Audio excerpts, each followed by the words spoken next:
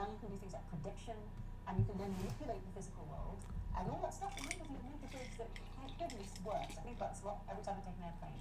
So even whatever the materialist is doing to explain that process, they're speaking about something that others would call mind. And I think that influential process, more and more I feel like Plato, when he talks about how we use maths, Plato started with maths, he's Pythagorean, and he's like, something's going on here that one is doing. It's speaking to a reality out there. And then it looks at like concepts, and like concepts, it's speaking to, it keeps working. And he goes up and he goes to values of different kinds, and he eventually gets to things like truth, beauty, and the good, and this strange agreements in certain respects that we seem to have, they're transcendentals. So I think that, yes, I'm not sure, I think it really matters whether you call yourself a materialist or call yourself a mental wellness. Whatever the functions that are what we do with our minds that interact with realities out there and are able to construct more realities, that I think is tied into all that we do, art, science, morality, as well. Okay, we've got a final question here. I'm always hesitant to take a question from a heckler. Let's see how this feels. Bitch, I can make everybody hear me. Can you hear me You now? can hear loud and clear, yeah. Okay. To the esteemed panel, far more educated on this than I am. But folks, you aren't proving anything. You aren't getting very far. And it's because of us poor little mice of only being able to use 15% of our brains. And at some point, when we can learn, expand, and you may have had that with a chemical that just stripped away whatever blocks us from using more neurons in our head. Well, that's 50. Yep. And you got an existential experience of a higher power. Do you want to ask it? You've been raised. But the question is, what direction does electricity flow? Come on. This arm sucks. Does it go with the electrons, or does it go with the holes that are left by the electrons? That's the question you folks are trying to answer. I'm glad I'm not on the panel to answer this difficult question. So, Can I fix it? Can you answer that? Would you like to, can you put a bow on it as well? So we can, Oh, blimey. I was just going to fill some space while everyone else thinks, but I put it to electrons, and I'm going to think about that very deeply all night, and hopefully I can answer later. I think the thing about the mind capacity is kind of interesting, right? You know, whereas we're answering this question about the mystery of existence, the story of everything, the fundamental origin of, and we have this very limited range of empirical data coming in. We've got this very limited range of mind stuff we can do, and I think at least that it's actually really useful to just be aware of our limits. That's one of the things the Enlightenment gave us that we want to stick with. I also at the same time think I'm tired of nihilism and skepticism. Like, we can't see anything, nothing is anything. These structures that we use to build bridges means there's extreme influential power and predictive power in our minds. So we're trying to, I think one of the questions of modernity, how to balance what we amazingly can do now with being true to what we can't conduct. it's a lovely place to end. Please, go on. Moses came down with the 10 Commandments, and he gave them to the Jewish people. He also figured out shortly thereafter they can't follow it. They can't handle 10. So he sent Jesus down, and Christ gave us 1, and we still can't handle it. I've got one commandment, which is to make sure we finish on time. But thank you for your questions. Please join me in thanking everyone working behind the scenes. Wonderful time. Thank you for your time. See you next time. Thank you. It was a great debate. You can, I'm still on, I'm still on. You can grab one of the panelists at the book table if you want to ask a quick question before we disappear. For those of you joining us on the 5th and the 7th, can't wait to see you again. Thank you again for supporting these shows. And safe trip home. Thank you again.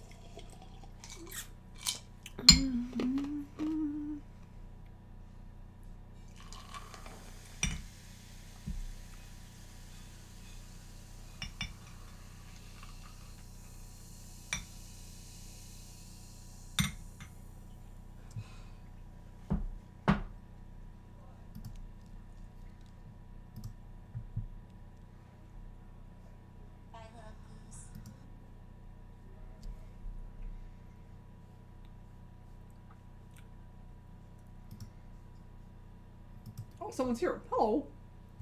I was just putting some music on. Oh no, now I'm on YouTube. Oh, how do I mute YouTube specifically? I'm so sad. You know what? They're not gonna ban me for a Nathan Wagner 889K new song, right?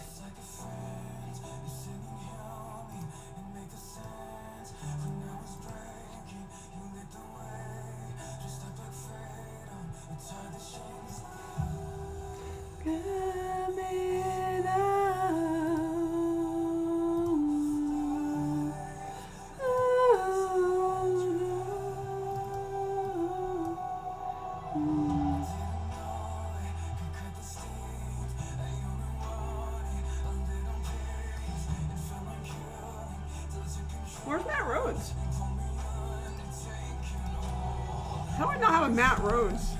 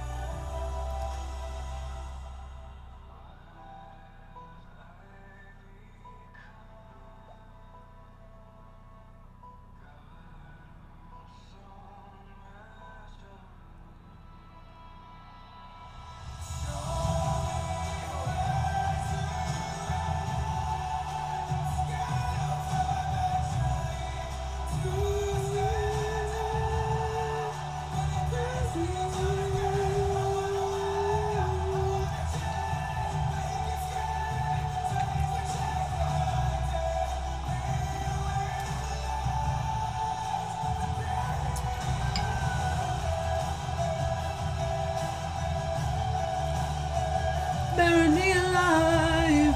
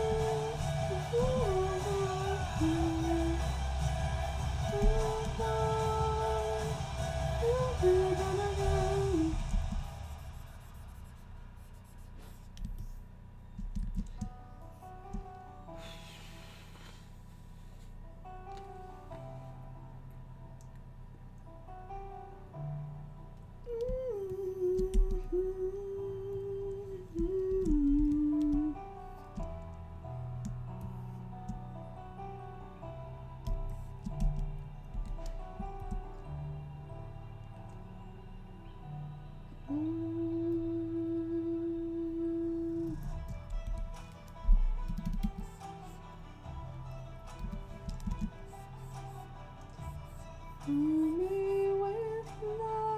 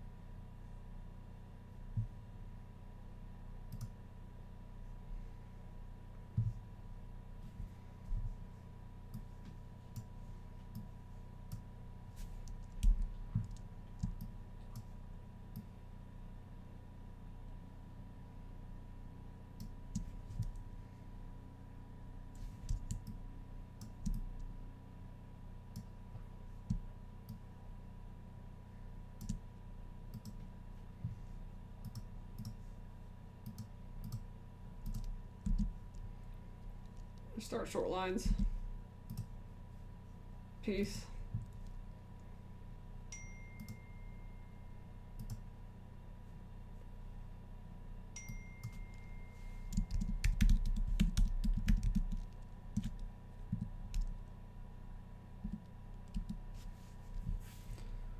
Alright, what was I?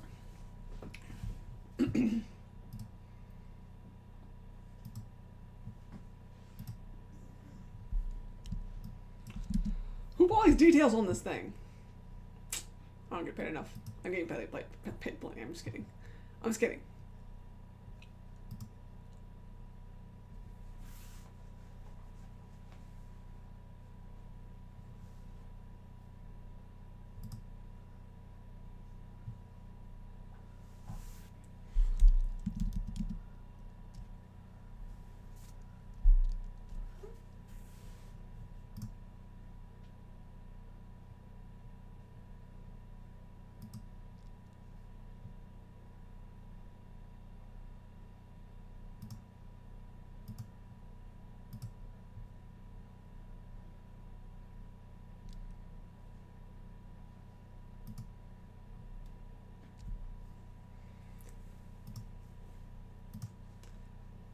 All right.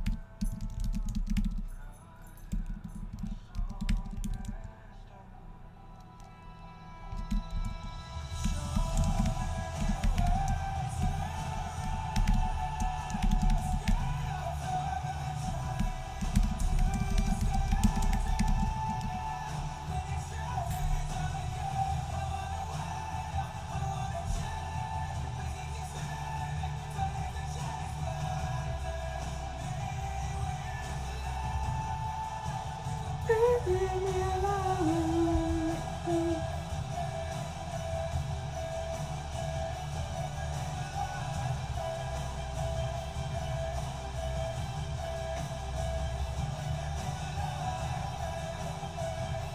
Go ahead, hangnail. I'm trying to chew it off.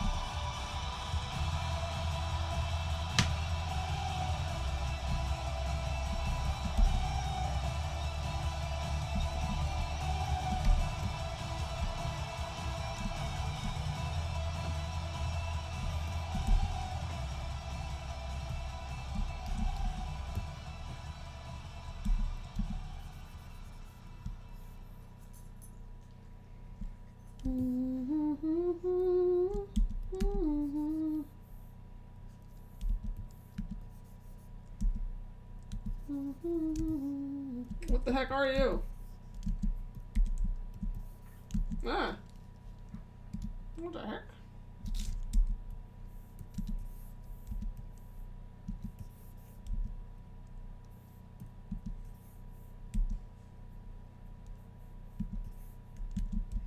What is this layer?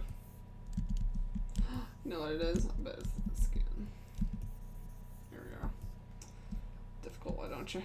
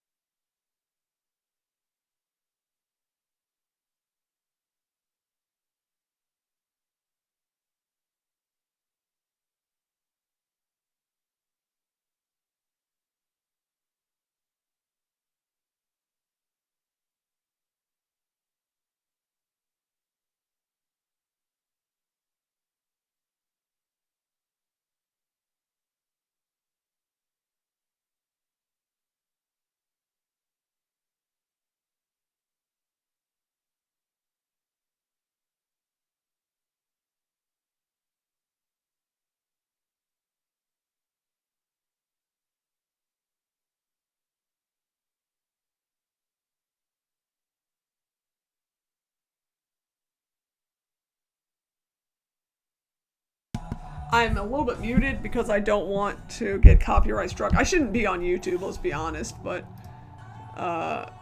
because they always get me in trouble for my audio. Am I even live? Yes, I am.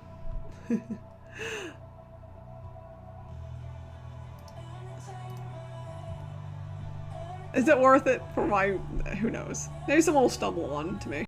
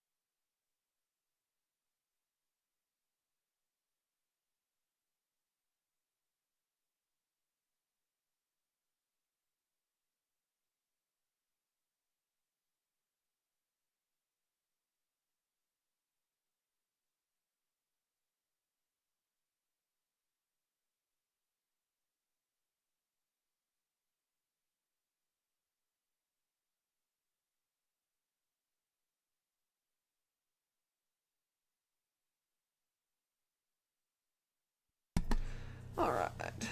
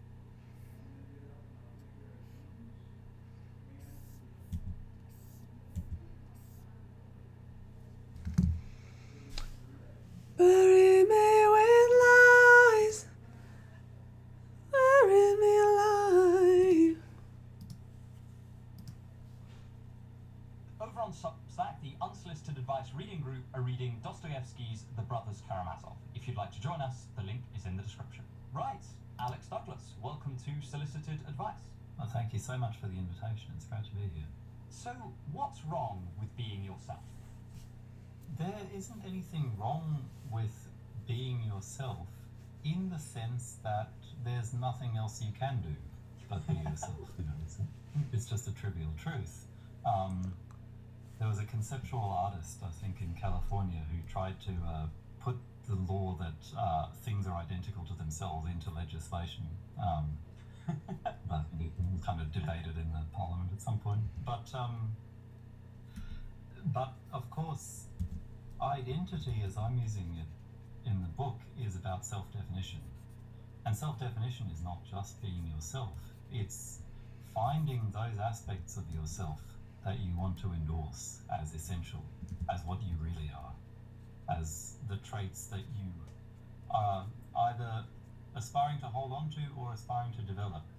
And there are these other things about yourself, of course, that you want to let go or you want to downplay or you just don't see as essential. It's that activity that I'm going after in this book. Yeah, so the title of your book is Against Identity, and I say in many ways it is a philosophical and in some ways a deeply practical critique of a thick concept of identity. So you kind of, and again, I think one of the most interesting things is to talk about not just critiquing how people adopt particular fixed identities, but also how the very concept of authenticity can become a kind of fixed identity. So what is it about identity, A, that got you thinking about it kind of entirely, but also B, why you think it is such a thorny and also potentially pernicious concept? Well, I think I was thinking about identity long before I realized that I was thinking about identity. The book centers around these three philosophical figures I'm sure we'll get into, but one is Zhuangzi, kind of ancient Taoist source. The second is Spinoza, my primary philosophical research interest, and the third is René Girard. And I read all of these authors and was absolutely captivated by what they were saying, but I never really understood why I was interested in those three authors in particular. In fact, it was really only when I was kind of pitching the idea of writing a book about these three authors, and I was directly confronted with the question, what is it about the three of them, that I suddenly realized what they all have in common, which is that they all, I think, have a very idiosyncratic approach to identity. And in fact, I think they all have the same idiosyncratic approach to identity. And identity, everybody is thinking about their identities. I suppose part of the thesis of the book, but it's also, I hope, just a common sense truth, especially when you get to a certain age, you realize how much you've been vexed by this question. And that other things that you thought were vexing you were really identity, this kind of, I think when you're younger, you think, you're thinking a lot about when you're a teenager, you're thinking about your clothes or your taste in music or, the friends you keep. And then a little bit later, you're thinking about, what you want to study, what you want to work at, what job you want to do. And then at a certain age, you realize, actually, the reason all of those questions were so hard for me to answer is because in answering all of those, I was in effect answering the question of who I truly am, what it is that I'm trying to be. And so maybe I had, something of that kind of, approaching middle age experience that led me to reflect on this topic. But to answer the other part of your question, what's wrong with it? Well, I think we're all deeply troubled by our pursuit of identity. That, at least, I think it troubles us in two very opposite ways. And maybe use two literary references to make this point. In Rabindranath Tagore's Gitanjali, there's a verse where he describes his self as something that's following him around in the dark. And he says something like,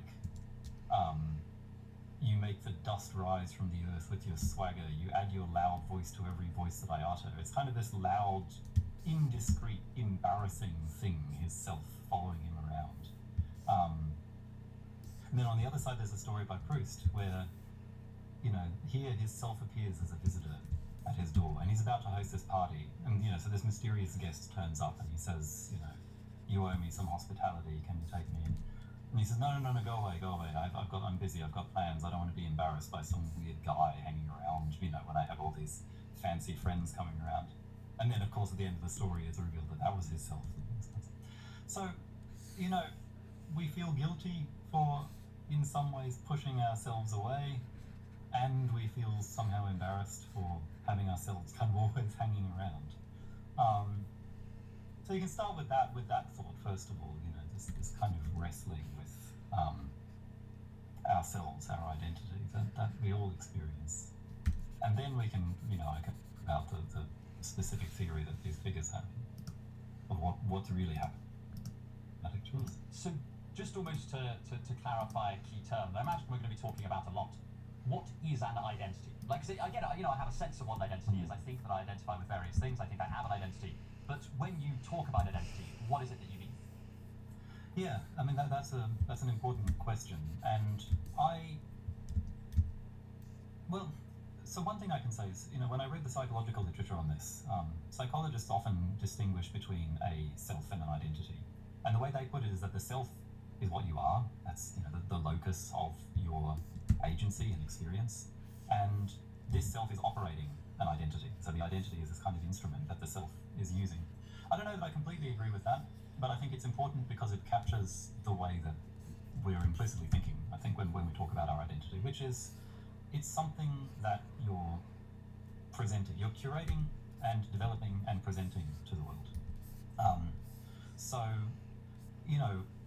people these days often use identity to stand for a range of characteristics. So, that you find in social science literature or even in policy documents.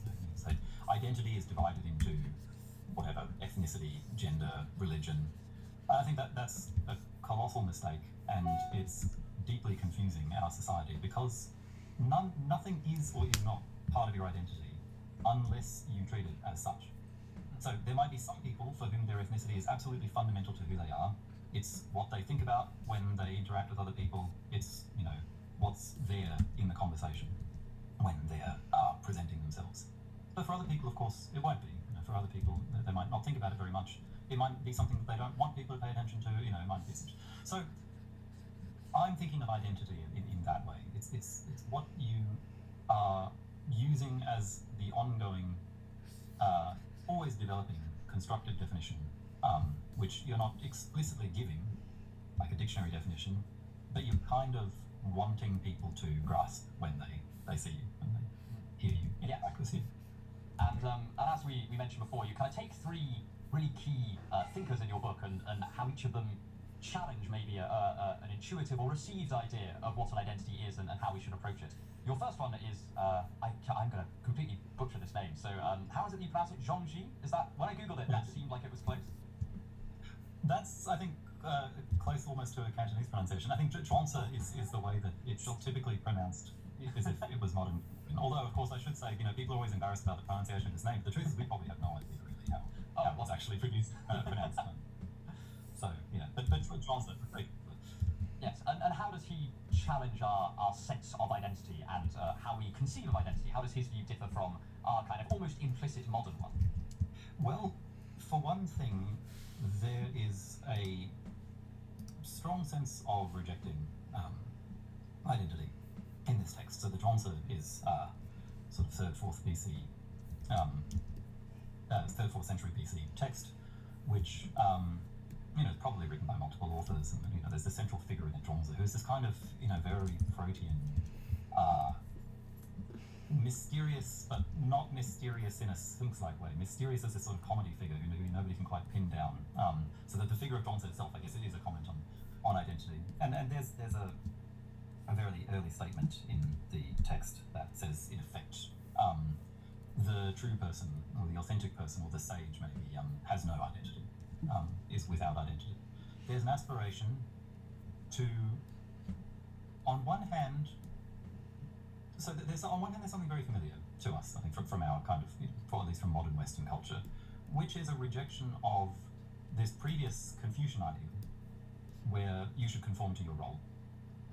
So Trotz is, initially attacking the idea of conforming to predefined social roles, that men of a certain class should act a certain way, that rulers should act a certain way, that subjects should act a certain way, that women, mothers should act in a certain way, etc. And normally when we hear that, we immediately leap to the idea of authenticity. So, you shouldn't be, just what people tell, whatever your parents tell you a good son or daughter or child should be. You should be yourself, your true self. And what's intriguing with Johnson is that he doesn't say that. He says we should reject role identities, but not for the sake of embracing some truer, kind of natural, authentic identity, but for the sake of just trying to dispense with identity altogether. And what that means, is puzzling. It can't mean just sort of being a void, being an absence. Although, this passage that I'm quoting, where it says that the authentic person, or the true person, or whatever, is without identity, the character for without there is the character for absence. So it's sort of absent identity. So, various ideas about what that might mean and how that can be made coherent.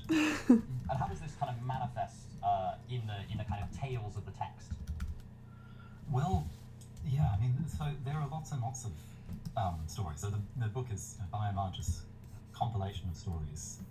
And so I think there are a few that stand out to me. There's one in particular that I pick up on because I think it is very powerful in correcting what might easily come to mind, an understanding that might, a misunderstanding really, that might easily develop from reading the text. And this is the story of the gardener. So there's a figure called Sugong who's one of Confucius's students. And he goes out and he sees this gardener watering plants by hand. And he tells them about these wonderful machines, just like our own age. As a tech enthusiast, so the tech at that time is just a sort of watering can with multiple spouts, so you can water multiple plants at the same time. And the gardener says, I don't want to use a machine because my heart will then become machine-like. But effectively, it seems like the gardener is saying, I don't want to just sort of follow what everybody else is doing. I don't want to do things in this kind of newfangled, trending way. That's one way you could read the story.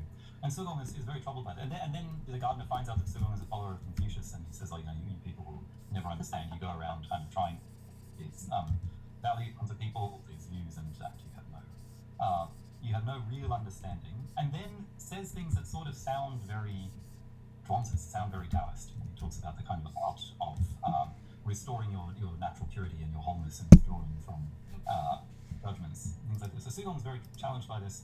He goes back and tells Confucius, but Confucius sees through this gardener straight away. He says, if effectively he seems to be saying to Sugong, if he really believed these things that he's preaching, then why would he be parading himself around like that? Why would he be lording it over you? In effect, I think what this shows is the paradox of kind of trying to have an ideal of not having an identity, of not following, not only not following others, but not doing what the Confucians do and trying to kind of curate and cultivate a self, just becomes a different kind of identity for the gardener. So how do you avoid, how can you sort of reject self-curating practice without that becoming a self-curating? Yeah, it reminds me of this meme. I don't know if you've come across it, where somebody's attempting to meditate, and they're like, right, I'm going to try and trying to clear my mind of kind of self-aggrandizing or self-judging concepts. I'm just going to try and focus on the breath, and then midway through, when all of the distractions have faded, a little voice at the back of their head says, "Wow, you're so good at this." And I don't know if you've come across I feel like it's almost become a meme where there's the person that who's really into spirituality and will be like, "Hey man, all this, you just gotta let go of all of this identity stuff, man. You should be," and it's like, but at the same time they'll have all of the trappings of this new ageist identity on them as well. It reminded, when I was reading your kind of retelling of the gardener parable in the book, it reminded me of kind of, wow, this really is like a timeless phenomenon of Yes. kind of spiritual enlightenment becoming its own kind of trapping. Are there any examples in the text of what this freedom from identity would kind of look like? Because as you say, it seems like it's not just void, it's not just total passivity, but what is it that it ends up being? Yeah, I think that this is difficult, and there are so many of these paradoxical moments in the Zhuangzi where you have these figures espousing the ideals, but then it goes wrong. Usually just because they've espoused them. The gardener is not the only time that this happens, and therefore it's very difficult for the text to actually show you, because, well, I mean, the earliest version we have of the text comes with a commentary by a much later figure, Guoshang. And Guoshang was particularly interested in this idea of footprints, and so following the footprints of others. I'm picking up on this because this idea of imitation is very important to the story I think these three figures tell about identity. I think what all three of them say is that there is no non-imitated identity. And whatever notions we entertain of ourselves, we have to have got them from somewhere. We kind of got them from introspection because if you're trying to construct yourself, it's circular to look to yourself to know what you should construct. So we have no choice but to emulate these exemplars around us. And Confucian ethics is all about imitation of appropriate exemplars. That's being rejected in the Zhuangzi, but again, Zhuangzi doesn't fall into the trap that the sort of romantic Western ideal of authenticity falls into, which is to say, I'm not going to follow the crowd, I'm just going to be like myself, because it realizes that when you do that, you must be following some model. What you think of as your authentic self is just a model that you've copied and then suppressed knowledge of. So there's a roundabout way to answering your question, but I think that's the reason why the Zhuangzi can't provide you with an image of what it would be like to escape from this trap, because that image would then just become an exemplar, and as soon as you tried to follow it, you'd be in the trap again. But what I have sort of gleaned from the text, mostly by comparison with these two other figures, is that you can't lift yourself out of this trap of imitation, but you can expand the range of models you're imitating so much that you're effectively no longer imitating anymore. There's a very important thought in kind of Taoist cosmology that a philosopher, Ellen Marie Chen, has written a lot about this. Nothingness and everything become the same in this cosmology. So, nothing at all is the same as just everything at the same time. Sounds weird when I say it like this, but if you imagined being everything at once, that would be the same as being nothing at all. And so you can approach the ideal of not being determined by any exemplars by simply multiplying the number of exemplars that you're following. The more you have, the more kind of open to influences and transformation and interaction you are, the less fixed you are to any one particular model. And so to that extent, maybe you achieve this condition of being without identity. There's one just since you asked about stories, or do you want to move on to something else? No, this is wonderful. I'm completely fascinated by it, especially because I didn't like have any kind of background in Taoism, whereas I've encountered Spinoza and I've encountered Girard before, so I'm really, really interested. Oh, okay, great. Well, this line that I quote, where the text says that the genuine person has no self. That's in a series of three statements. It also has no reputation, also has no name.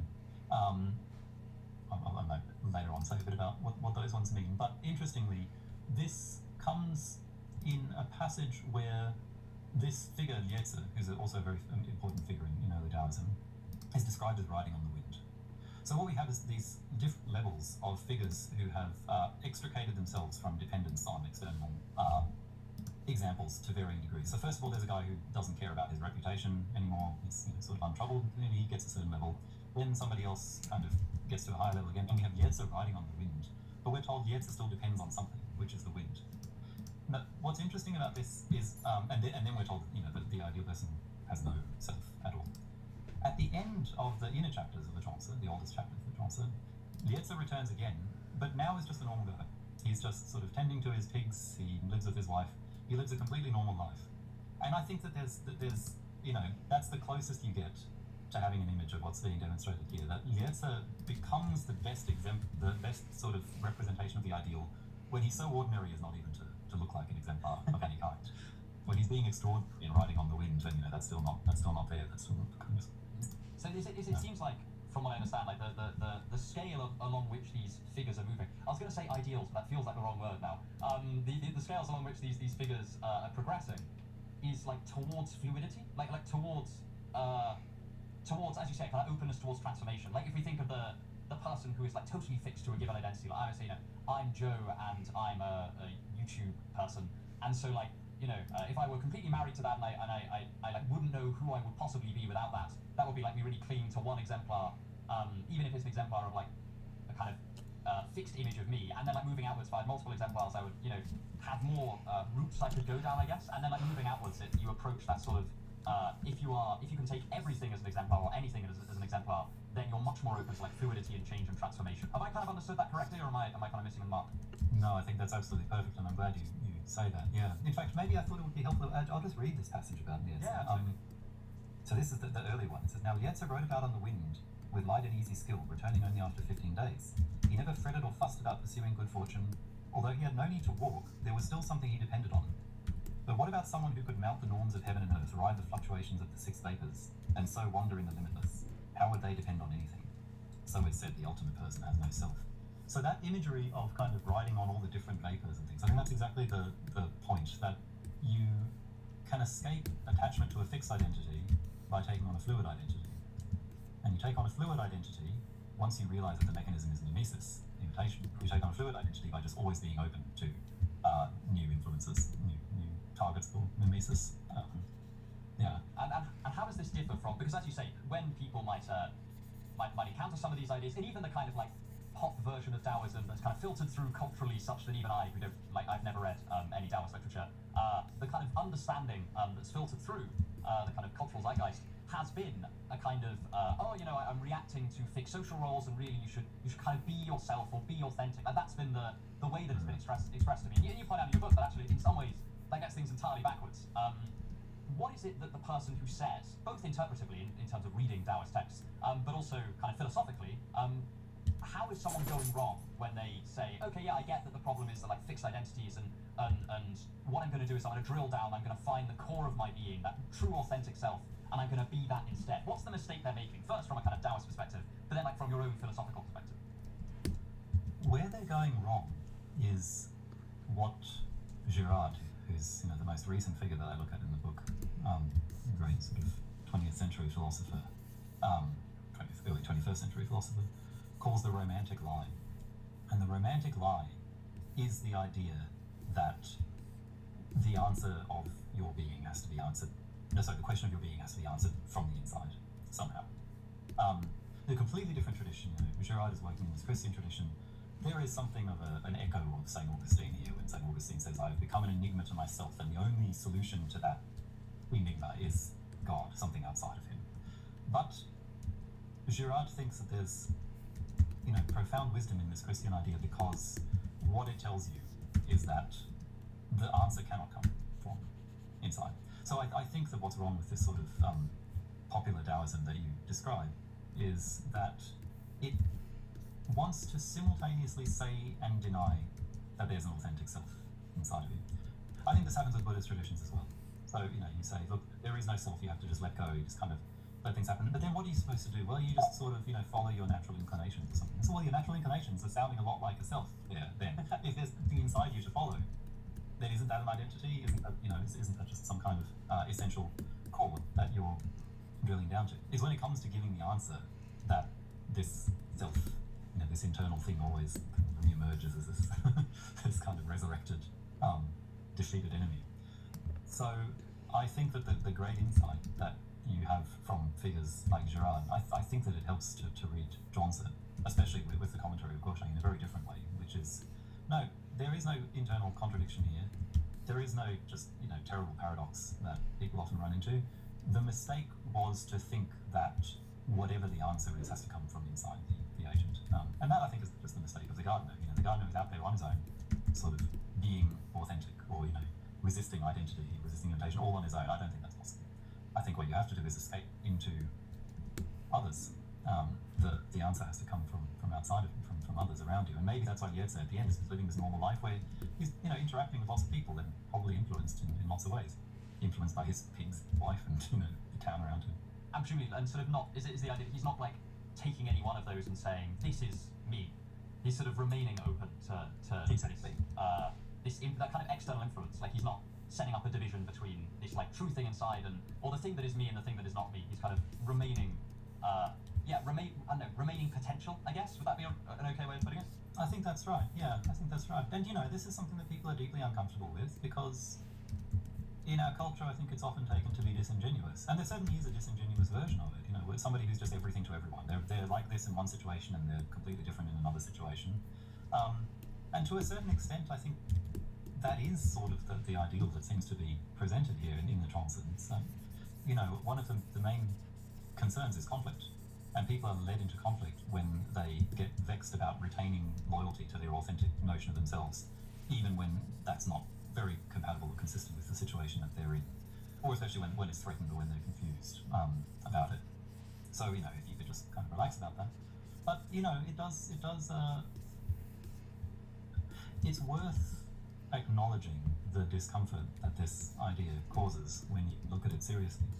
Hans-Georg Müller and Paul D'Ambrosio have this book called Genuine Pretending, which is their way of trying to make sense of the idea, which is, yeah, I mean, you know, they're kind of endorsing the disingenuousness. That's saying that there's a deeper genuineness in what seems disingenuous, of just kind of presenting yourself in different ways, adopting different roles in different parts of your life. And I guess the genuineness is that we all do this even when we think we don't. So, yeah, you know, Goethe is probably, you know, to his wife he's a husband, to his pigs he's, you know, the leader, or I don't know what it is, however he feels himself towards pigs.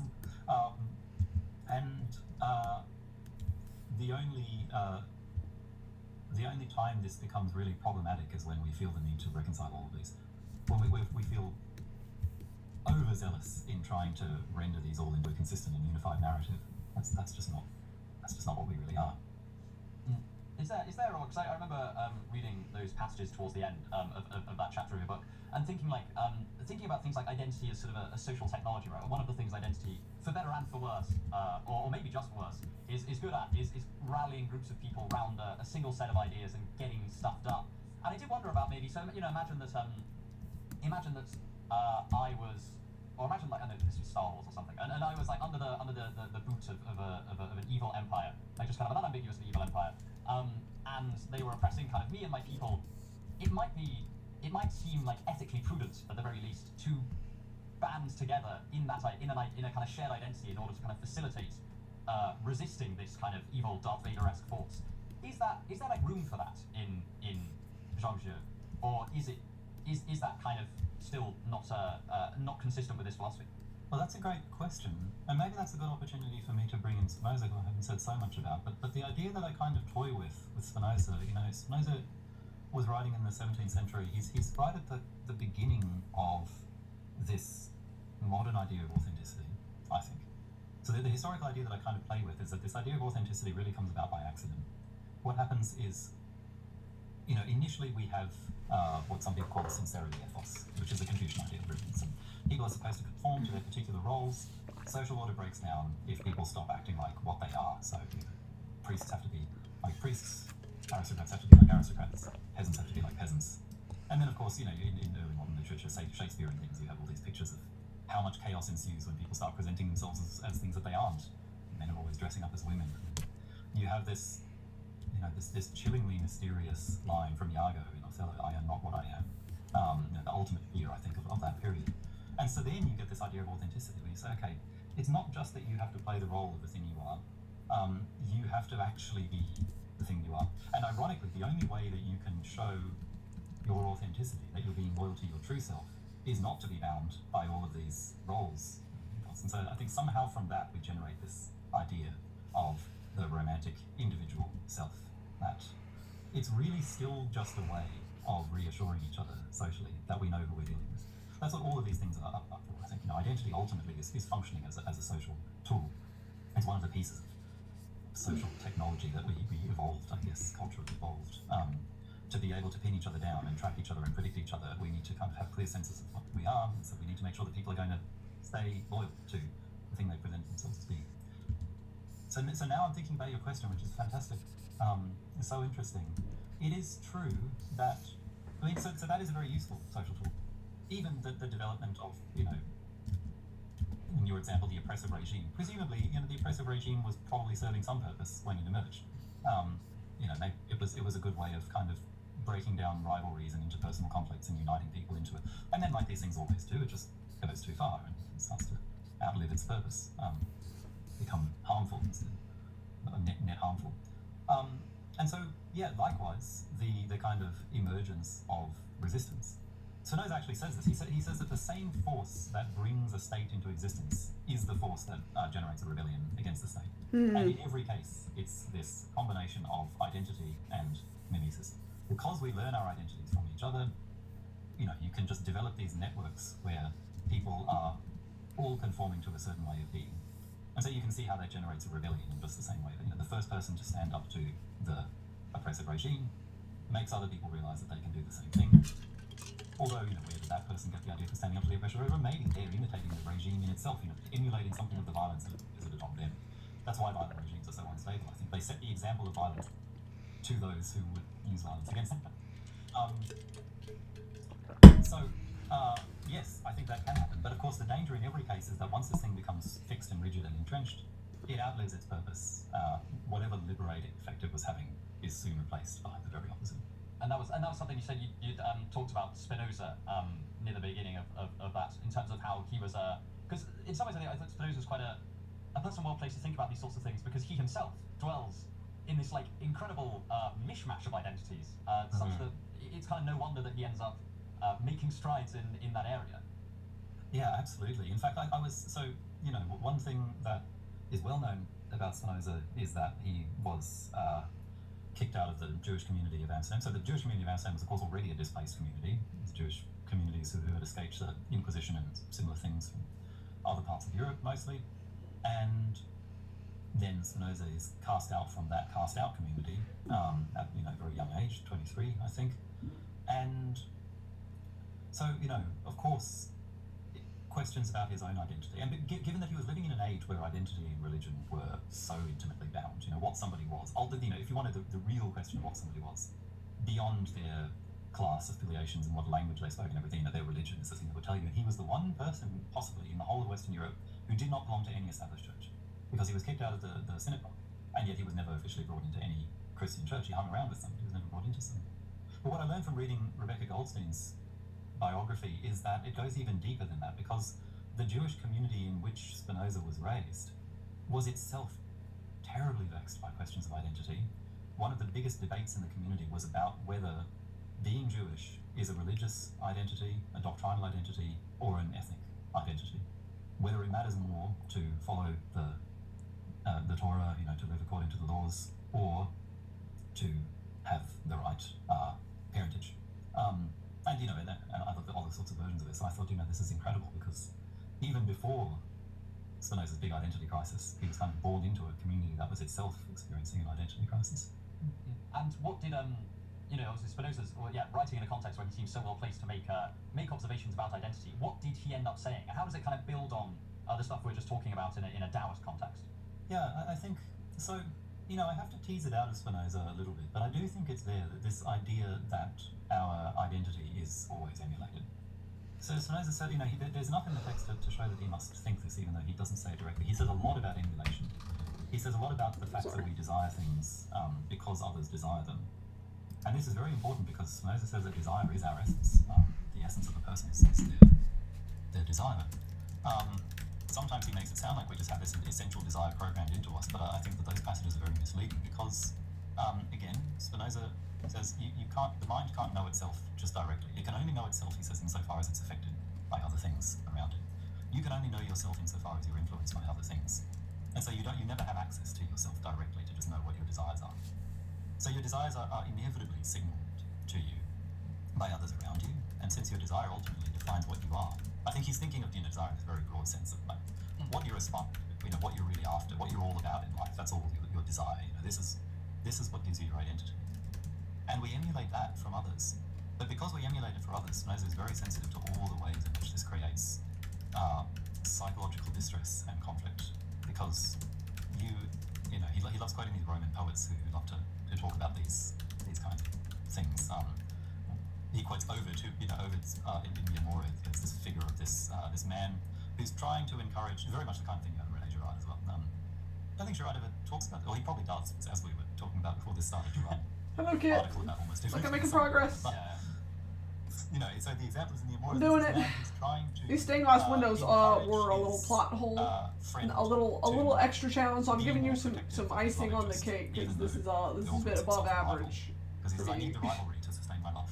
I need you to keep loving this. I am not listening to this this, girl, and it's that pretty are interesting. my own love. I need to listen to his From all book. of Western Europe, who did not belong to any established church, because he was kicked out of the synagogue, and yet he was never officially brought into any Christian church. He hung around with some. He was never brought into some. But what I learned from reading Rebecca Goldstein's biography. The flowers is are that tricky goes because even there's deeper so than that, many because little things. the I Jewish part of me community like which feels like I don't know if Speranza it'd be was better or raised worse if I'd hand was through itself them, but like terribly vexed I by think people questions aren't of looking identity. too closely. One of the biggest debates in the community was about whether being Jewish is a religious identity, a doctrinal identity, or an ethnic identity. Whether it matters more to follow. You just said a cross in the middle, and yes, you did, but I can't watercolor the stained glass. It would like we have similar color palettes. We're using the yellow and blues, but this is a bit yeah.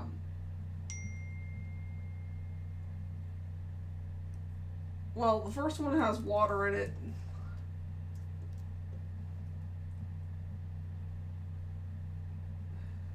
Though now it's not rendered like it was, but this one that's too much.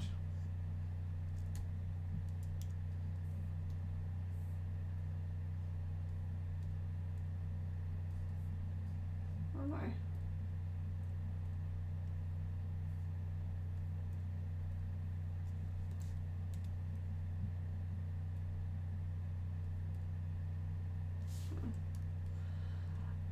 I'm just saying, my thing right now is that we're getting a little lost in the weeds in the back. As much as I want to do, like, maybe we could have discussed the stained glass, but I do feel like that this is adding a bit more than I think you want to sign up for.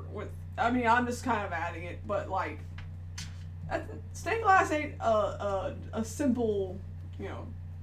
We're getting pretty detailed with the background for a character piece, so I'm getting a little carried away, and that's not on top of the clothing that's also pretty complex. So, and so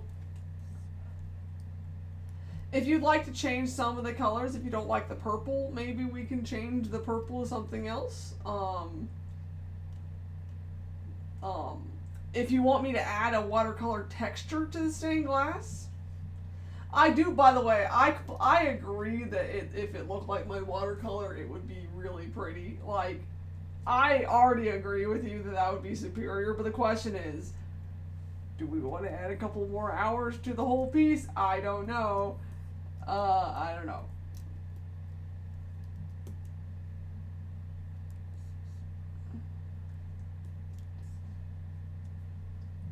Well, the visual is a canoe in the water. Was that what you had in mind? That would be cool. Though, now that I've spent all this time on it, that would be cool. That would be a really nice little throwback. Oh, stop giving me things I want to do.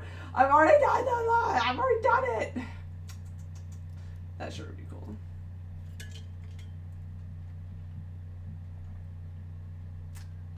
I'd have to start over though. Well, you said something that looks like this, but you didn't say like the subject matter. I was thinking aesthetics.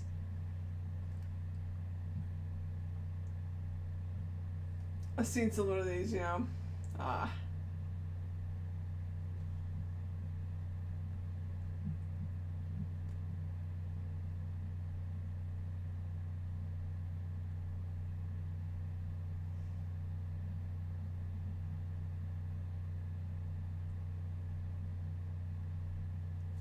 don't know what to say. Aside from I could do it, it just would take a little bit more time. Which I don't know if you, I don't know. I wish I had really picked up. I wish I was a little faster at at figuring out what you were saying. Oh no, a call. Oh no. Oh.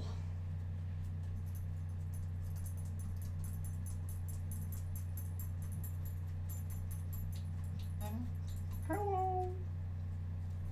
I like the outfit for Mardava so far. The flowers. They're very nice. Thank you. It's all. As for the background, I guess what I was trying to explain to you was, I thought it would be really cool if we made it. Like I said, it wasn't the fact that I was asking you to make it look like watercolor. I just wanted similar visuals in the sense of we got the water, the rock, the vegetation. You know, like something more natural. I'm curious on the people you put in there, given that we're not going to see the full picture.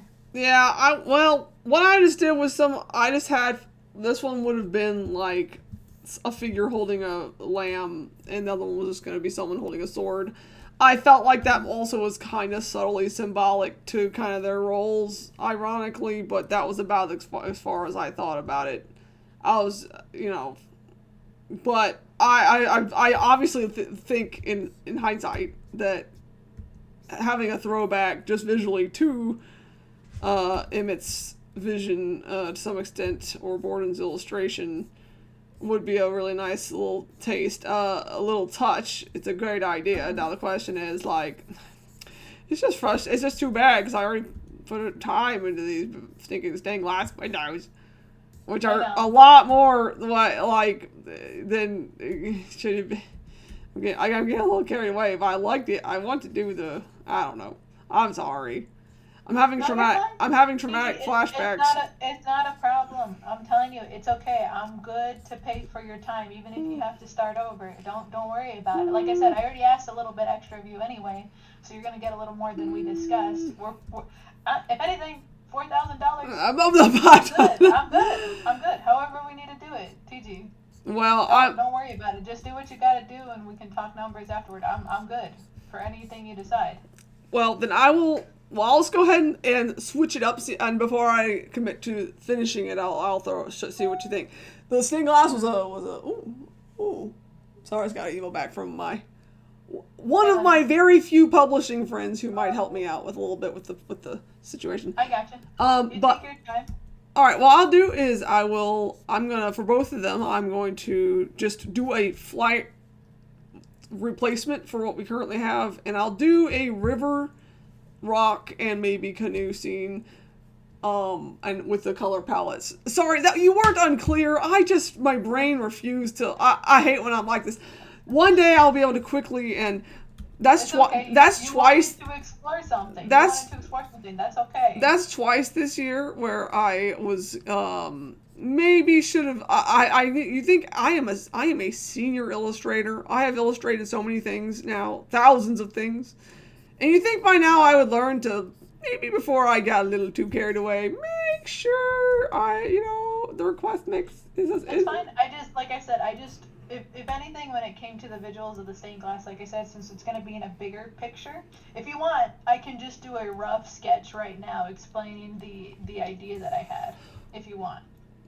All right, or I could, you could do that, and I can also rough sketch the overall stained glass as well. Okay, I think I get the gist. Let me explain the vision verbally. So we already agreed on 3 windows, the middle being the biggest one of all, and ironically, there's a little more detail I want to discuss for the big picture too. So, since the small party favors are going to be depicting the background when it's still pristine. I think the 2 side ones, Jonathan's and Mardava's, should complement each other in the sense of they're like these serene panels of like river, rock, and vegetation. And then the middle one will be this big cross. But then you could also have like, if you could, like a little depiction of a boat or something like that. Like, I don't know. I think it'd be really cool to have like the focus being on the water, the cross, and the boat. Being like, you can't. That's who ends up being in the middle, because as I see it, you have Jonathan Mardava on opposing sides, and then Shadrach or Emmett will be in the middle. You know? Yes. Yes. It would actually be hilarious if we ended up doing like a little circle. So it's like Jonathan on one side, Mardava on the other side, Emmett in the middle, and then Shadrach is like facing the pews. So like his back is to the pews. But that might overcomplicate it. Whatever you want to do for the visuals, it's fine if Emmett and Shedrick end up sharing the middle window for visuals, or however you want to do it. I just thought it'd be funny. Well, unfortunately, there's not much window left by the time I'm done. By the time we get to the illustration, so unfortunately, I don't even know if the cross is going to be visual. The best thing they have is the. Regarding this image. The individual drawings. Yeah, the The individual. doy. I'm sorry. Tiffany. Oh, you're okay. Is not in her right mind today. That's nothing I can do about it. So yeah, I was talking about the individual drawings. However, for the big picture, ironically, I was thinking about it last night. I think it would be really cool if the middle window, in the sense of like, I think it'd be really cool if like, so you know how in Prairie Rose, Otate slashes the building and basically opens it up? I can imagine that being the reality of like what happens to the middle window, in the sense of it completely collapses. Yeah. And that like he just smashes into it. So does the way it look in the big scene look good to me? It looks like it gets all of it. I mean, I think it's going to be a little bit just to give a hint that there was glass there at some point. Yeah. Sweet. Wow, that all makes sense, and a lot more sense when I'm picking up what you put down. For now, what do I start with? May I go to Jonathan's first? Whichever you want to start with. All right, Jonathan. And I have a little bit of an update. I do like his outfit, by the way. Thank you. You see, I updated a little bit, changed a few details. I also really like the fact that the bouquet became completely white. I know that we were struggling a little bit talking about the flowers and like the different colors, but I think being a completely white bouquet was a really excellent choice. Yeah, it seemed like a wedding kind of thing to do, you know? Mm-hmm. All right, let's get these. Let's get this backdrop updated.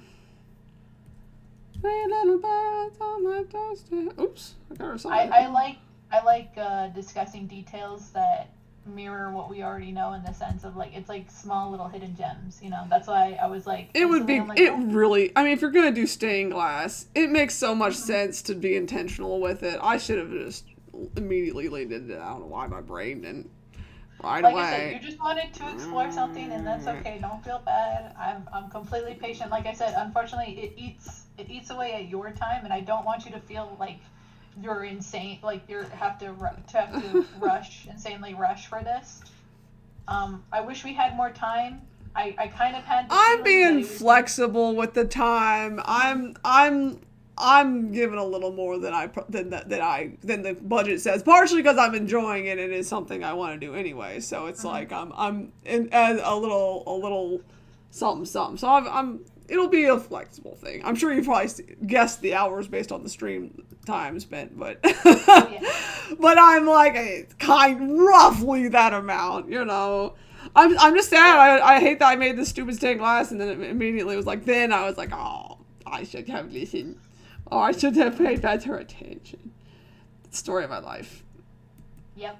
Yeah, the struggle is real. Like I said, we'll crunch the numbers afterward. Like I said, we had a budget. I'm okay with extending it some more. We'll see. I just want to make sure that you're paid adequately for your time. I appreciate it. I'll. And plus, I'm already in charge of the Kahoot, and I think this year's prizes will be these guys. What we're making right now.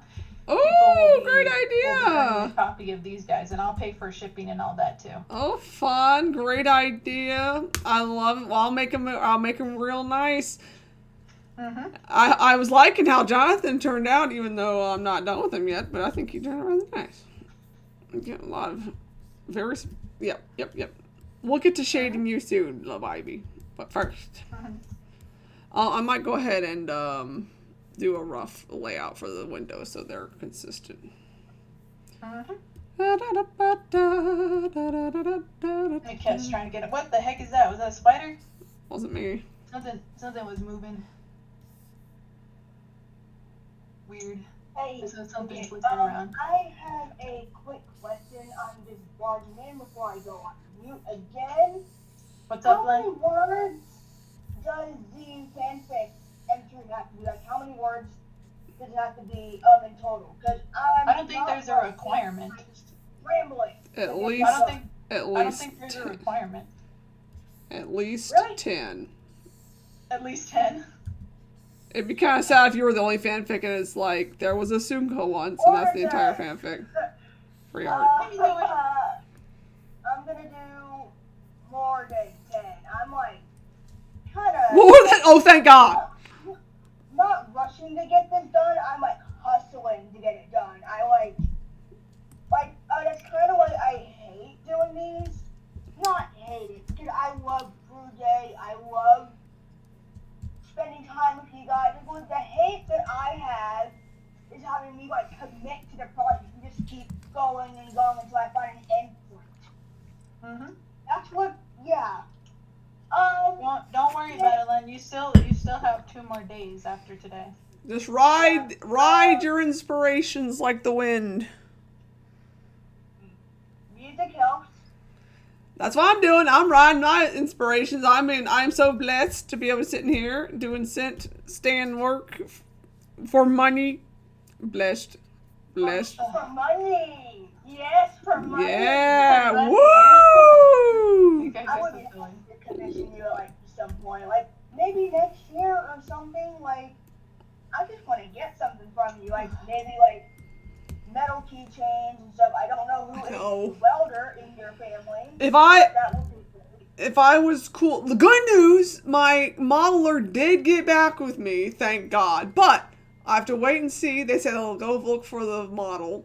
But they're no longer taking commissions, so I'm guessing they finally got yoinked up. They were too good for someone to not pay them, I'm sure. Dang it. That means I can't summon them for anything anymore. But hopefully that means, but I haven't got my model sent to me yet, but they did say they'll look for it, so at least they're still looking at their messages. Unlike me, who never looks at my messages.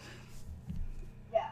Sad. I know, one of the members of the Brood, I don't know which one, I think Kane, they commissioned a model of their OC, and I have no idea where they got it from, so I'm gonna ask them.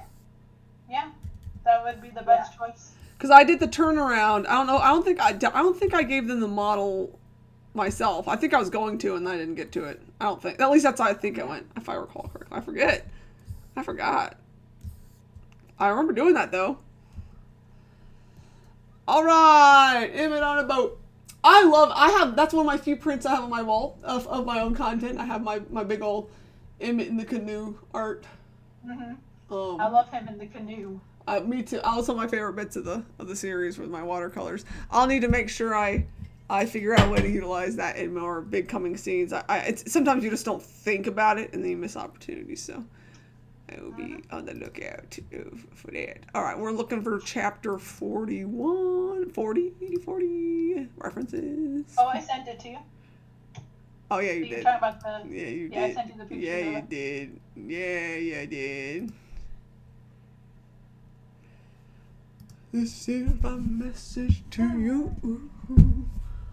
Alright, let's just... So cross in the middle, even though it's not going to be... Mhm. Alright, let's get this going. I'm excited. I got Brood Day off from work. Woohoo! I'm excited too. I have neglected all my social activities for the occasion. It's going to be great. A weekend just for me doing what I want to do. It's going to be great. I've been so social as of late. Mhm. No, I love being social, don't get me wrong, but at some point you're like, what about me time? What about what I want to do? I've been feeling that. Can you believe that I got in the Ringo Awards? I cannot. I literally can't. I'm in the same... Just give you an idea of how big of a deal that is. There are... The other people in the Ringo Awards include absolute Batman. Like, these are like the people in comics. These aren't like obscure, like, maybe. These are like the big boys. So I'm just honored to be included. We're playing with the big boys now. We're playing with the big boys now. I wish I had to, and I only know this because to vote, I had to go take a peruse, and it was like, holy crap. These are like people working with like the Hellboy team. Like, these are like big boys, like the best of the best. So I'm like, thank you for letting me in. Thanks. Right. Thank you. Happy to be here. They said you got potential, kid. They're like, your numerous multi-submissions by a couple individuals really popped off, you know. Because I don't know if it might have just been a numbers gig, more so than Maybe. a merit thing. I don't know, But I would be surprised, given everything that you mentioned, that those people would be flooding in droves. So yeah. My we fear, really did something. my fear is that if someone were to look me up, because my name's the only thing on there, they would, yes, my website comes up first, so I would pray they go to the website, but if they're like me, they would have gone to the images to see what kind of art I do. And unfortunately, if you go to images with my name, there's a variety of not sent stuff. So if I just type in Tiffany Pettit on Google and click images, it starts with like a lot of my Instagram posts. So luckily there's some, since there's Tiffany, you can see like some of my art, but there's like my random commission post that I recently posted and some fan art, a lot of photos of me, a random other person. It's not too bad, but it's kind of obscure enough, and it's some random old art that's like, you know, old. It doesn't take you directly to your stuff. The images, if you just type images, no. In fact, the top one is like Kyle Young, my former agent. To be fair, I think these people are looking at your social media. I hope so. I'd hope so. If they did, they'd go to my They more Instagram. than often look at the social media. I don't think anybody's searching on image results alone. That would be ludicrous, because then nothing would come up for some of these, or not enough to judge. That's kind of what I did, though. And unfortunately, my latest That's social because media. You don't know where their social media stuff is. Yeah, luckily, I mean, unfortunately, not sort of a luck. Again, my latest social media stuff has been a bunch of portraits, watercolor portraits. Wait, why is my I can't take it on my Instagram. Oh, there it is. I made a point just today to post some image content, set content, just so that there's at least one thing getting into it. So hopefully that'll hold the line and at least have a basic set info dump for people who jump in. I really would love. I'm excited about the art I'm doing. I'm excited about Brew Day. That'll make a lot of new scent content as well, so it's gonna be fun. So excited, and having more edits. All right, we got the cross. Question: Have you drawn any of the prizes for the Ringo Award nomination yet? I have done all of them. I have finished all of the prizes. That's right. I am reliable. I got my prizes done for that, so I can then later get done the other ones in the future. So people know I'm good for it. Unfortunately, most of them were just not brood art. There was like one commissioned brood art, which was Vin's, who coincidentally everyone I did art for, I either know, like have met, like are like people in my circle, or was Vin, who I met. So it's kind of a small world. Alright, let's call this stained glass. Alright. Small world. Indeed. Alright, so let's take a look. So there's like a canyon. Let's just... I'm really excited to write this fanfic. Unfortunately, I ruined myself this morning by distracting myself horribly. And I feel sick because of it. Sorry. Well, I got distracted with the Ringo Awards. I got up at 7, and I still have haven't hardly worked on anything. But it's not because I've been bad. It's just like I was excited about the Ringo Awards. That only came out at 10 though, so I don't know where the time went. Honestly, what was I doing? I guess I was doing a little bit of work, but wasting time, I say with disdain. Not me. Myself, not you. Yeah. I'm like, I'm not sure where am I at. I know I wasn't wasting time. I don't know exactly. I keep track of these things. I can't fall back into it. My life needs to be entirely built on segmented time, not projects. That's the big thing. I need to make sure I'm like Tiffany. It's not about finishing anything. It's literally about putting these hours in. That's the magic. Okay, so what we're gonna do this trick. We're gonna have it look like we're gonna have it go into the basin at the end, which would be pretty cool if I can get it right. Oh no, you gave me your references are too close. I'm glad I got my own. Hang on a second. 41? Maybe it was 41. 41. It was 41. I'm gonna make the basin in the backdrop. So we're gonna talk about some big hills and some trees. Unfortunately, it'll be broken, so it doesn't even matter if I'm doing this right now. Yeah. But it's the thought that counts. Oh, I wish I could do I wish I was doing that. You see what I'm doing? Anyway. Oh well. This would make for some killer stained glass. I do say so myself.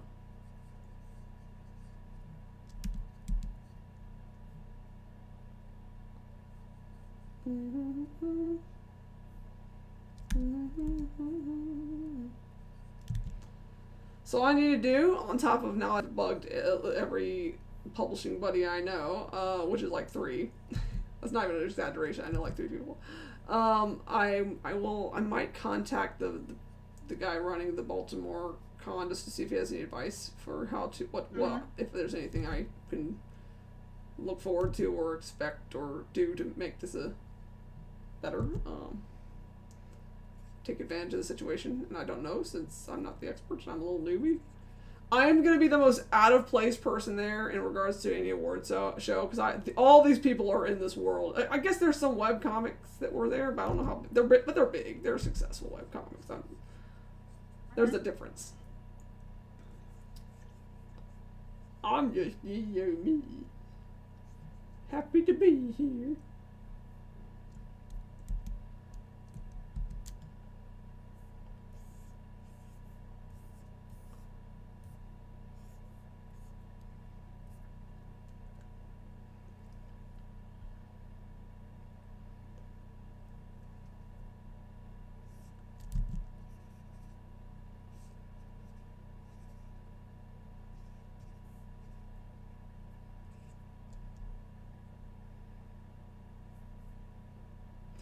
So one side would be Emmett or the canoe, but what would the other side be? Oh, I was thinking the canoe would be in the middle. So what's on the sides? Just the rock and vegetation. Or I guess just water rock. Okay. It all leads to the middle. Mm-hmm.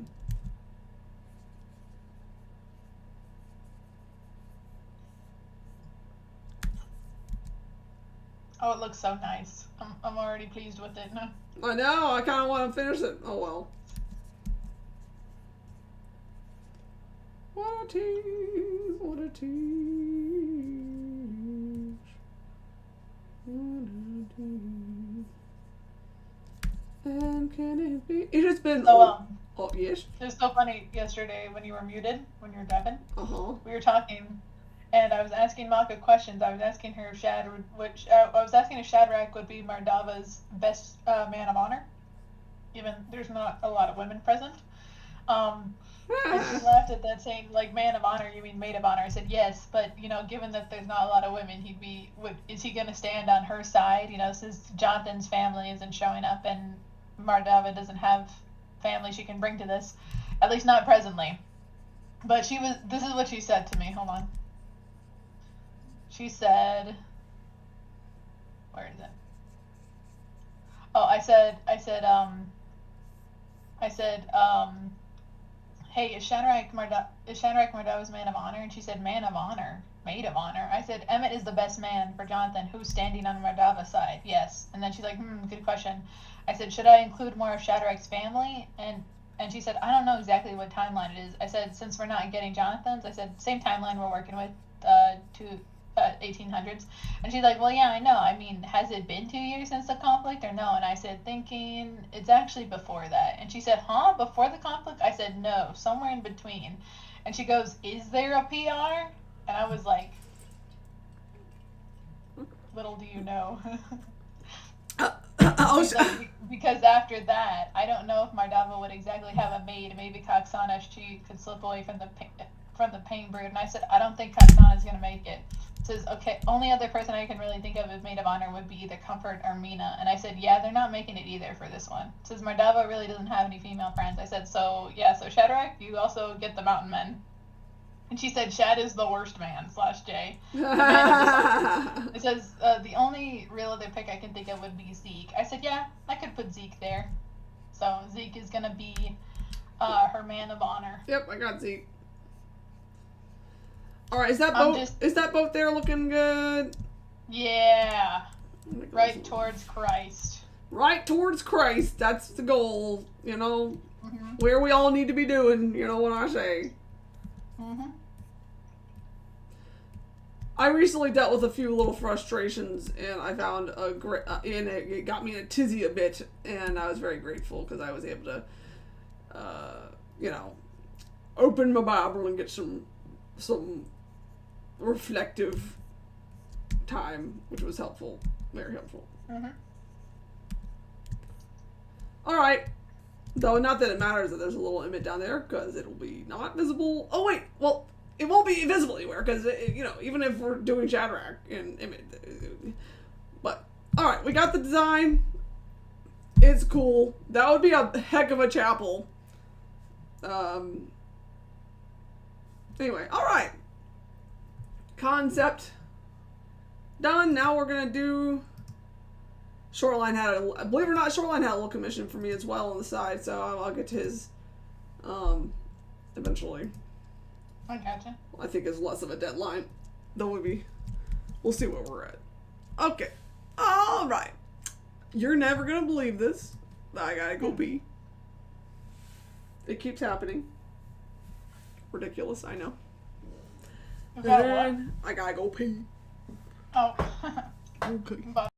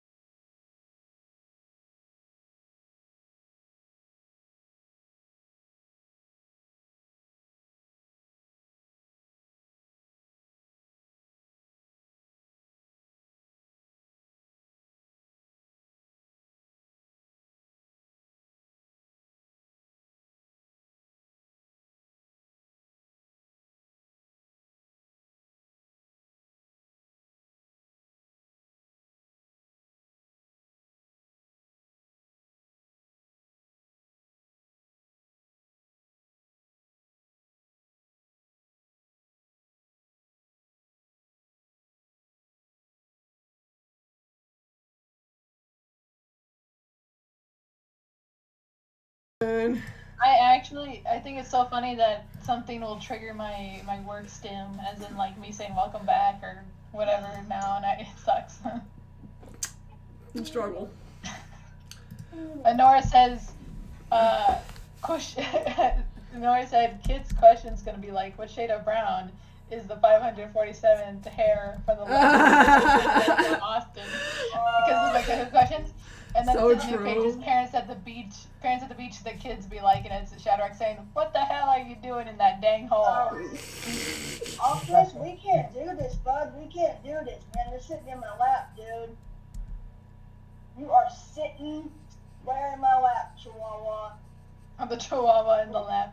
Well, To give you an idea, TG, I have 537 questions. I hope I can get like 10 of them. What?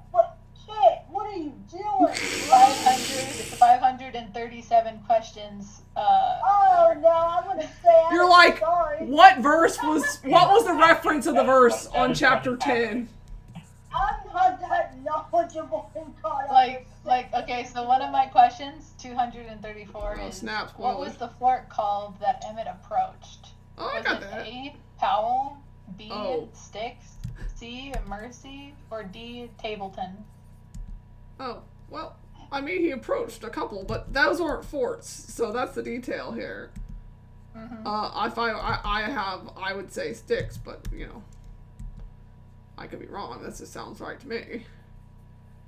You're right. Yay! Woo! I love all my questions. It's gotten to the point where now I'm going to start a separate list, and I'm going to make the guess who said that dialogue.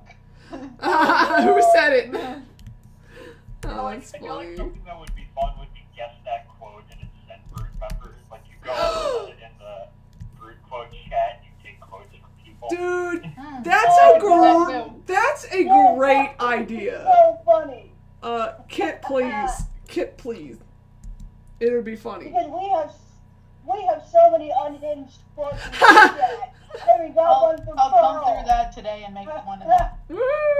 Actually, yeah, I would love to see that. I think people would enjoy it My too. quotes too, they're funny. Drawing No, water. not this stupid mission again. Are you serious? Ironically, No. this is easier than the other one I did, so it's kind of funny. Mm-hmm.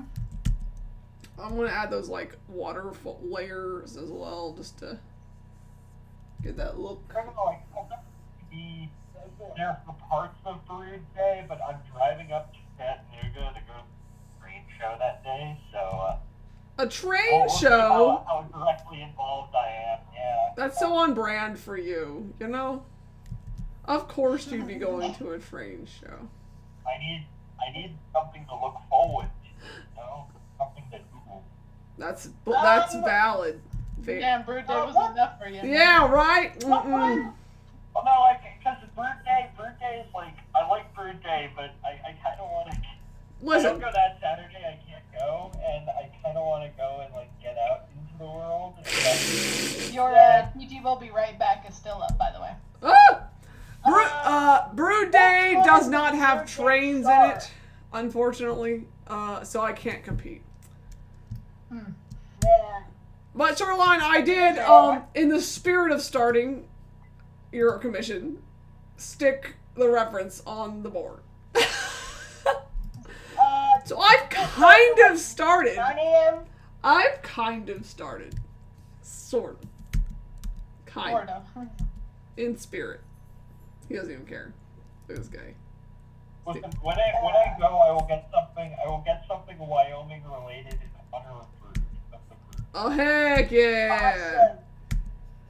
In honor of the least populated state. Maybe that's why I picked Wyoming. Like, less people to see things, you know what I mean? Yeah. How many people, before I read Scent, I had no idea that the Big Horns were an actual mountain range, so... Surprise! I wonder if there's anyone who's read Scent who thinks, oh yeah, this is a fictional location, you know? Nope! They are an actual mountain range. I've been I there. would love to go there. I've been there twice. I got merch. I got my Bighorn Mountains hoodie. Representing. Oh, cool. Living my best life.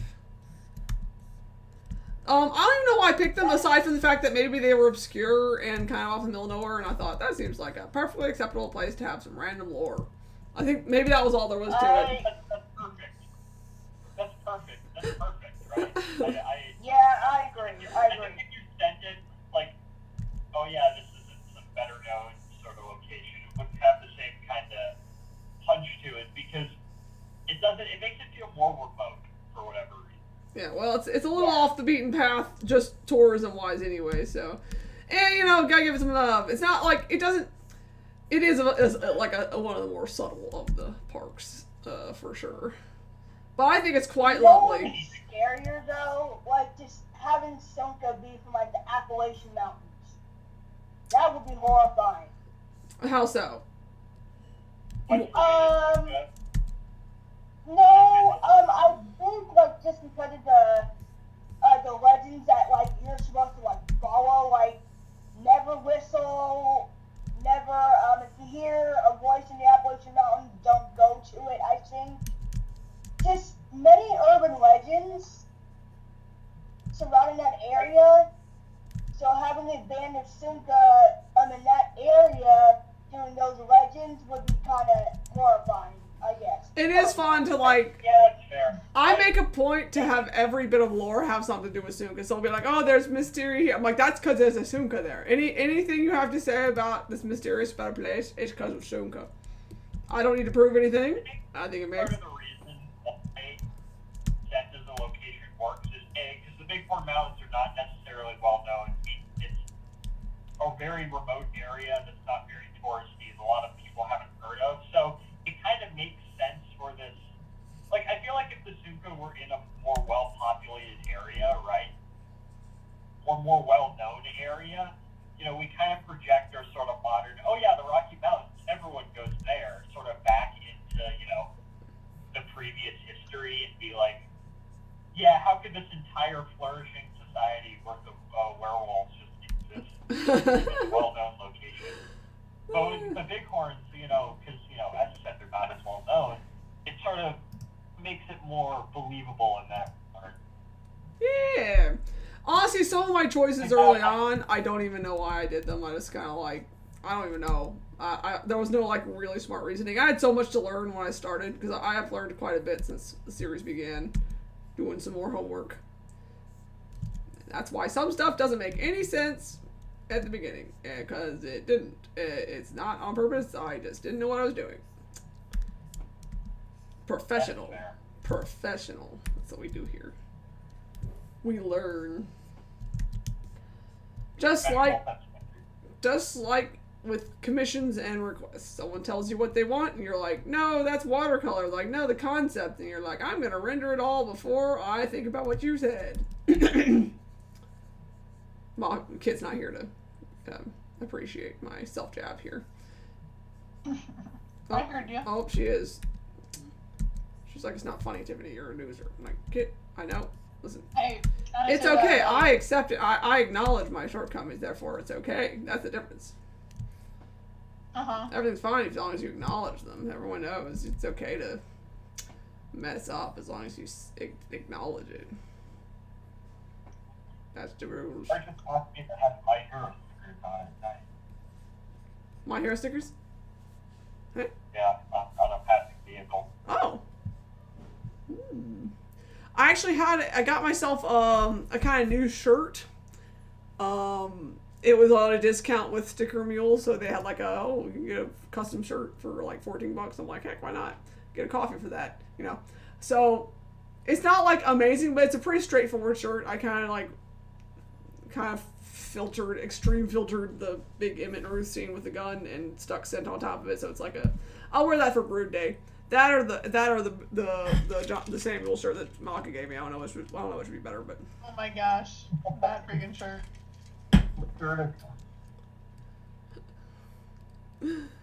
Okay. All right. We have rendered stained glass there. Let's do it for ya boy over here.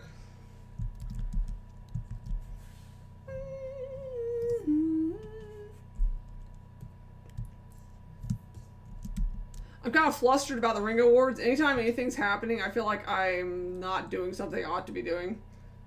Heck, that's how I've had multiple years to try and submit to the Ringo Awards, so who knows what would have happened if I had tried. But maybe, you know what? My thoughts are if I had tried in the past and failed, I wouldn't have tried again, and so this is just the one. Yeah. Fair. We'll see. We'll see how it goes. I'm excited.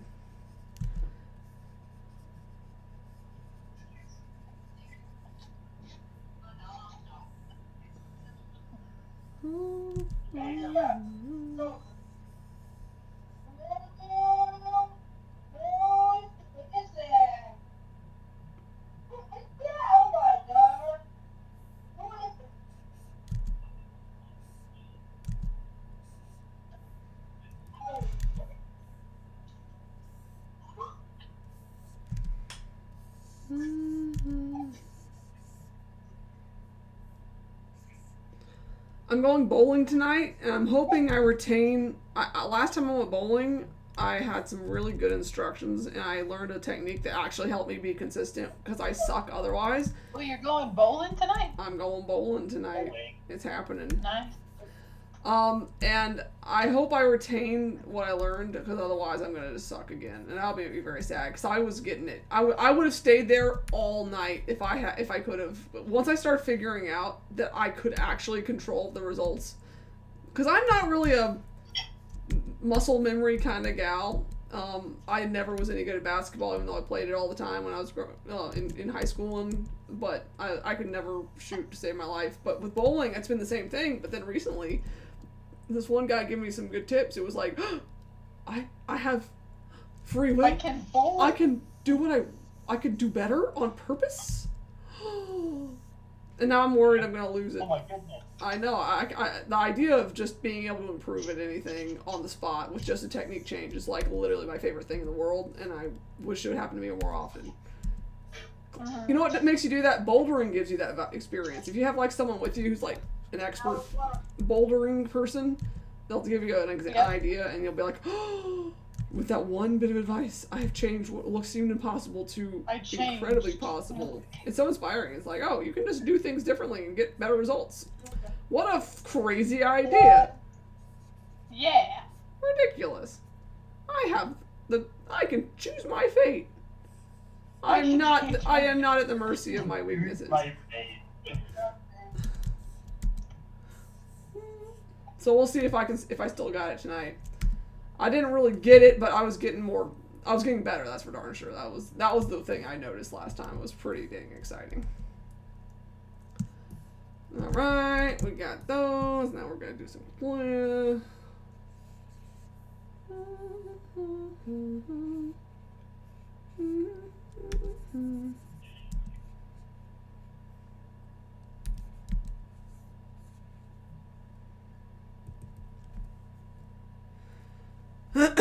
You know what? I don't need this, but I'm gonna go get some gummy worms. I'm not making healthy choices right now.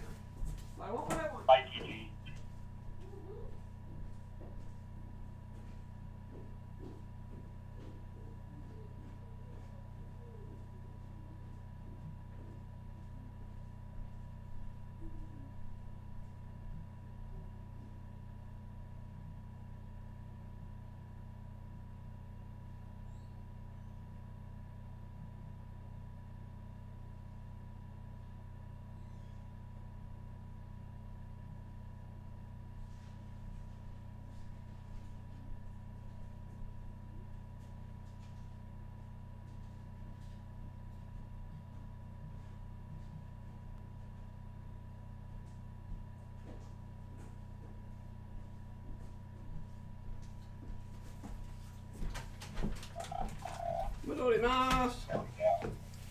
So, this is neither here nor there, but I ordered a new batch of stickers, and in that big batch, so I usually print big 8.5 by 11 sheets with the stickers, and I cut them out individually to save money. And this time, I thought, since I'm paying the same for the whole sheets, I'm going to squeeze in some little ones. So I have some itty bitty mountain men watercolor heads in there, which would be cute. So I have some cute little ones that maybe I can have as little extras if someone buys like the batch or something. Little bonus things for full orders. Maybe at the big cons, if someone buys all the books at once, I'll give them some little stickers. I was dabbling with Ingram Spark to see if I could figure out how to make them on demand, but they take so much of the profits. I don't know how well, I mean, it doesn't, in the grand scheme of things, does it really matter if like I'm getting a little money? I don't know. It's not like as long as once it's on demand, I don't have to do anything, so it's just like a default income, but it would also mean less than half of what I make. And the only benefit is it's on demand, and I still would have to pay for the printing, so it's hardly worth it, to be honest. Aside from it being on shelves and feeling validated, which may have its place. People would probably respect me more if I told them I had books in the bookstore. That's what it's all about, respect, you know? I was talking to myself at this point. Alright, where am I? Am I in the call? Oh, I am. Alright, I'm gonna finish, I'm gonna go back to listening to what I was listening to before. Right.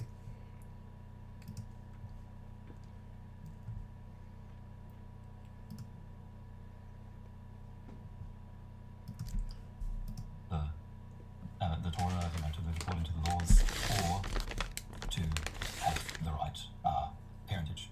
And I loved all sorts of versions of it, so I thought, this is incredible, because even before Spinoza's big identity crisis, he was kind of born into a community that was itself experiencing an identity crisis. And what did Spinoza's, writing in a context where he seems so well placed to make observations about identity, what did he end up saying? How does it kind of build on the stuff we're just talking about in a down context?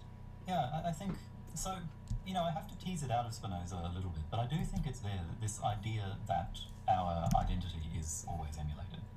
So Spinoza said, there's enough in the text to show that he must think this, even though he doesn't say it directly. He says a lot about emulation. He says a lot about the fact that we desire things because others desire them. And this is very important because Spinoza says that desire is our essence. The essence of a person is their desire. Sometimes he makes it sound like we just have this essential desire programmed into us, but I think that those passages are very misleading because, again, Spinoza says the mind can't know itself just directly. It can only know itself, he says, insofar as it's affected by other things around you. You can only know yourself insofar as you're influenced by other things. And so you never have access to yourself directly to just know what your desires are.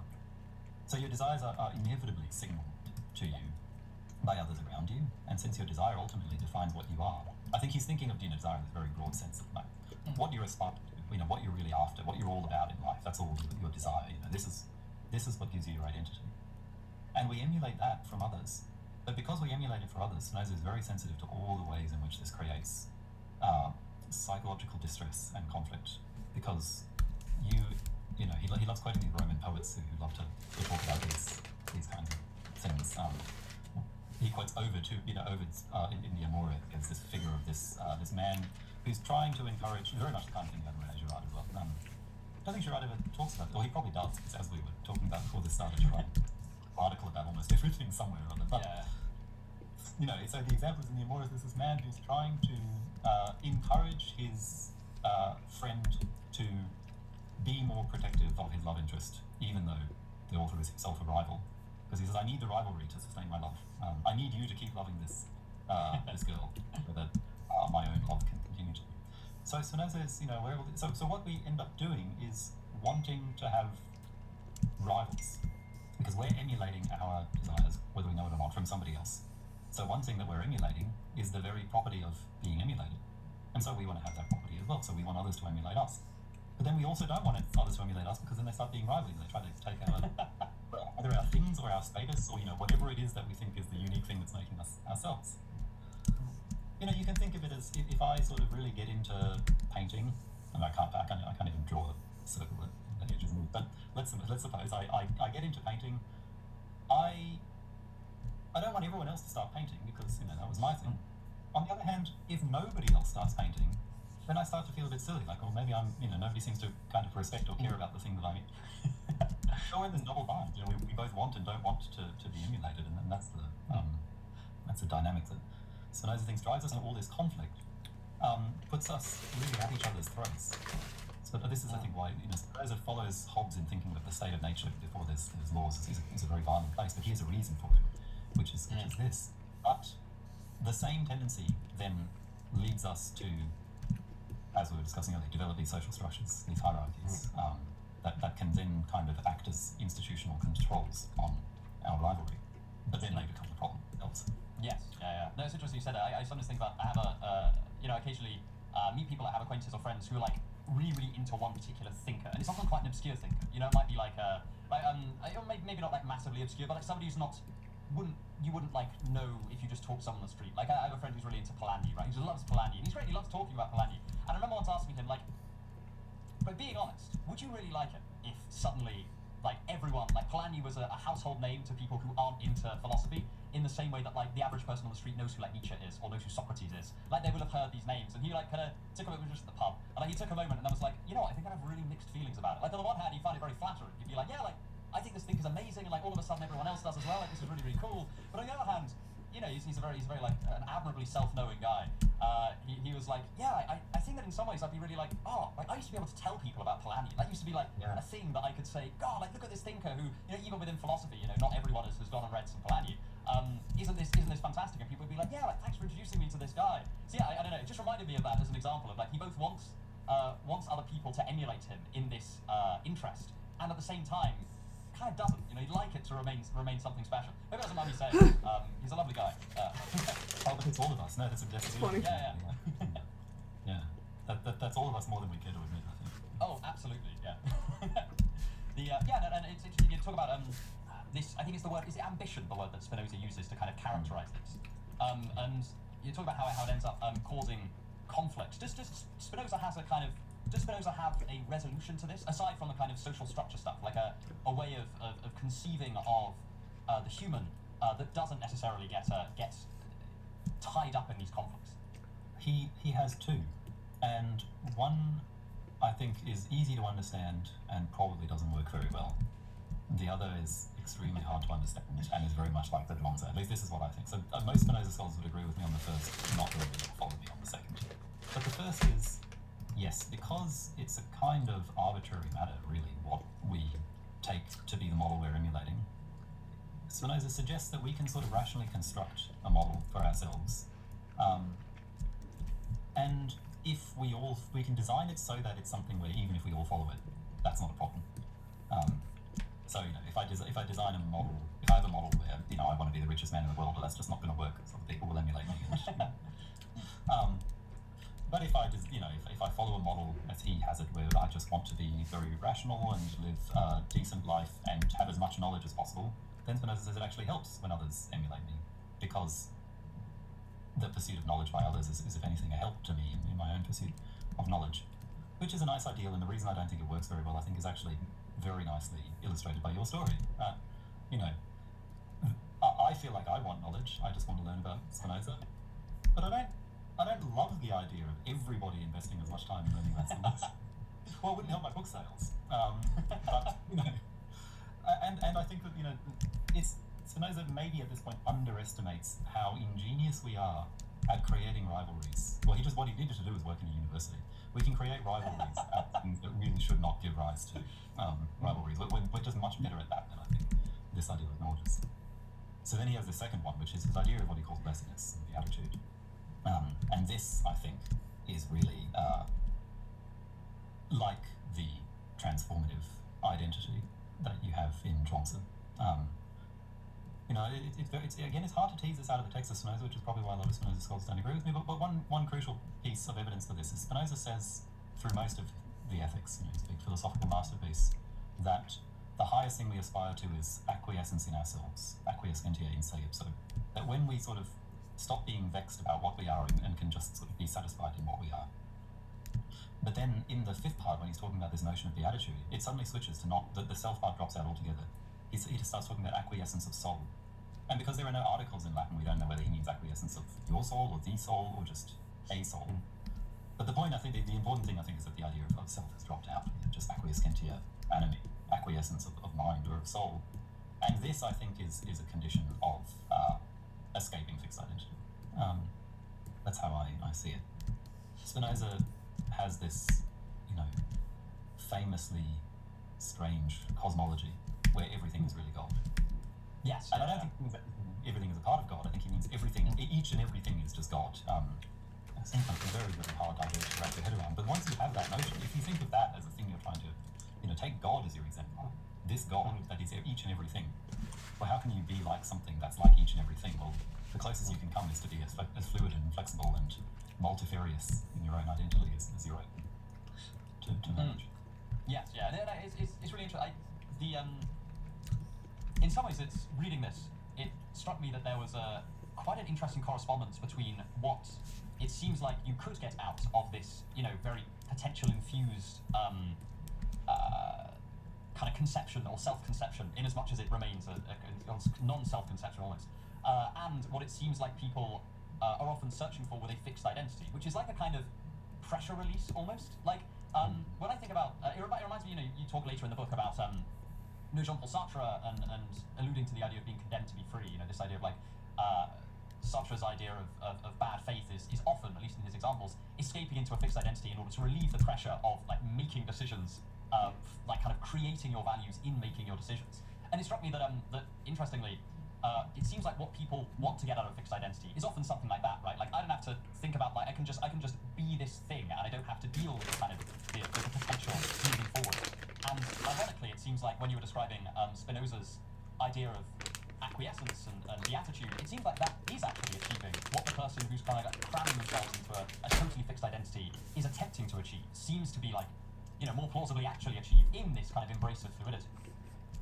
I think so, yeah, I think that's very interesting. I mean, yeah, Sartre said this haunting thing that humanity is a useless passion. And the useless passion is this longing that we have to be God. And what we long to be, specifically, is God's infinity. God's kind of ability to transcend any one particular thing. Whereas, we're always limited. And because we're limited, we have a choice. We have to choose what it is that we are, Sartre says. And I guess, the existentialist tradition, Kierkegaard has as well this image that we build ourselves as this kind of edifice. But we also know that we could knock that building over and build another one at any time, and so we can never feel entirely secure in any identity that we achieve. I think the existentialist tradition tries to get out of this by embracing what they think is this profound freedom, this ability to create yourself ex nihilo.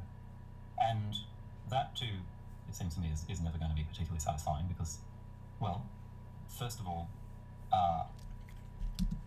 how can you identify yourself with just freedom itself rather than with a choice or another? Right. Once you've made a choice, you can say, okay, that was my choice, I'll identify myself with that choice, but how can you identify yourself with just the power to make a choice? It doesn't seem to happen. And secondly, there is no such power, at least according to, that's what you write, the romantic lie. The idea. Well, so I guess there are really two romantic lies. One romantic lie is that we have this pre-packaged essential self. The other is that we have this radical freedom to construct ourselves out of the void. Both of those things are trying to hide from the same truth, according to Girard, which is mimesis, the fact that what we are is borrowed. Yes. Once you accept that, then, like you say, you can have a fully satisfying liberation, or at least this is the hope, by realizing that you just continually embrace mimesis. Mimesis is what essentially are, this capacity to imitate. You lose the capacity to imitate when you get too attached to one model, because you imitate one model, you can't imitate others.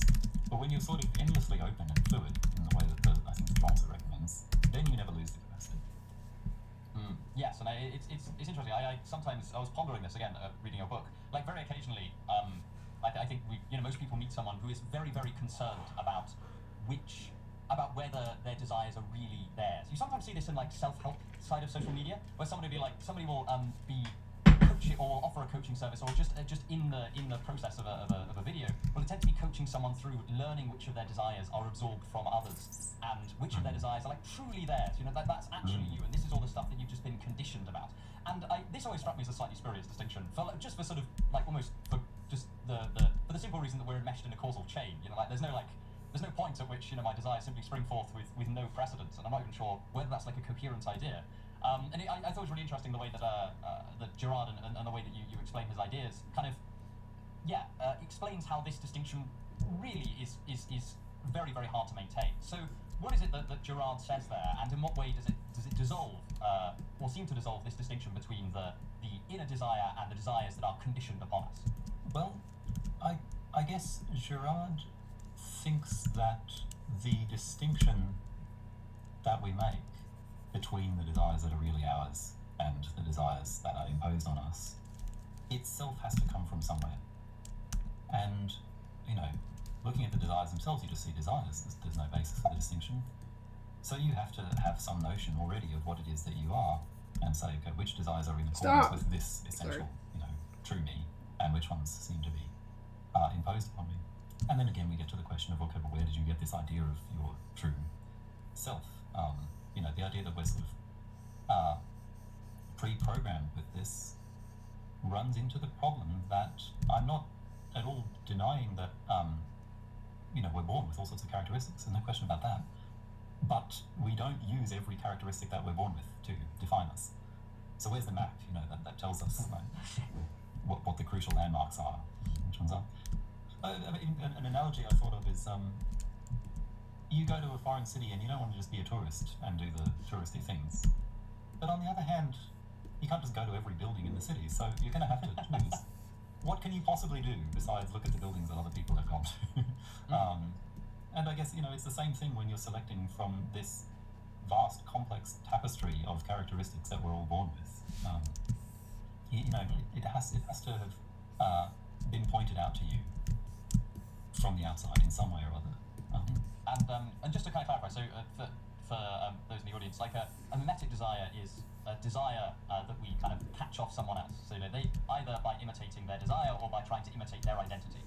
I suppose a couple of questions just on this point. First of all, why does Gerard think that we do this? Because he has why specifically does he think that we're so keen on adopting other people's identities? So on the face of it, I can understand why. I think that often is the thing that confuses people. Because I can understand, all of my friends start desiring a particular car. I'm gonna think, there's probably something about that car that's good, or they all start watching a particular director. I'm like, probably that director's got something in them, right? So many people like them. There's probably a quality in the director that's worth investigating. But it seems to me like the really interesting thing about Gerard's thesis is how we're not just trying to that in many ways we're not doing that. We're not inferring that there's something good about this thing because it's being desired. We're actually, in a much more substantial sense, trying to take on the identity of the desirer. So I suppose first of all, why does Gerard think that we want to do that? And secondly, how does this, much like Spinoza's idea of both wanting to be the emulator and emulated, both wanting to emulate others and wanting to be emulated yourself, how does this lead us into quite unfortunate conflicts?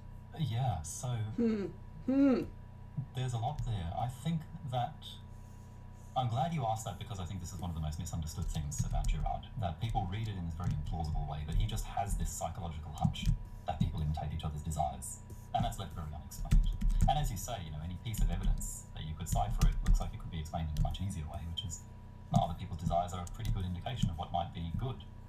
But when you look deeper at your own experience, I think you will see that isn't what really happens. People advertise, you watch an advertisement for whiskey, and there's this suave character who everybody wants to be drinking the whiskey, and then you find yourself drinking the whiskey, and with the greatest respect to all the people around me in Scotland, it doesn't taste good, at least. The initial experience is not, yes, this suave guy was correctly, there's something else, you want to like it, and you make yourself like it, and you cultivate this taste for it.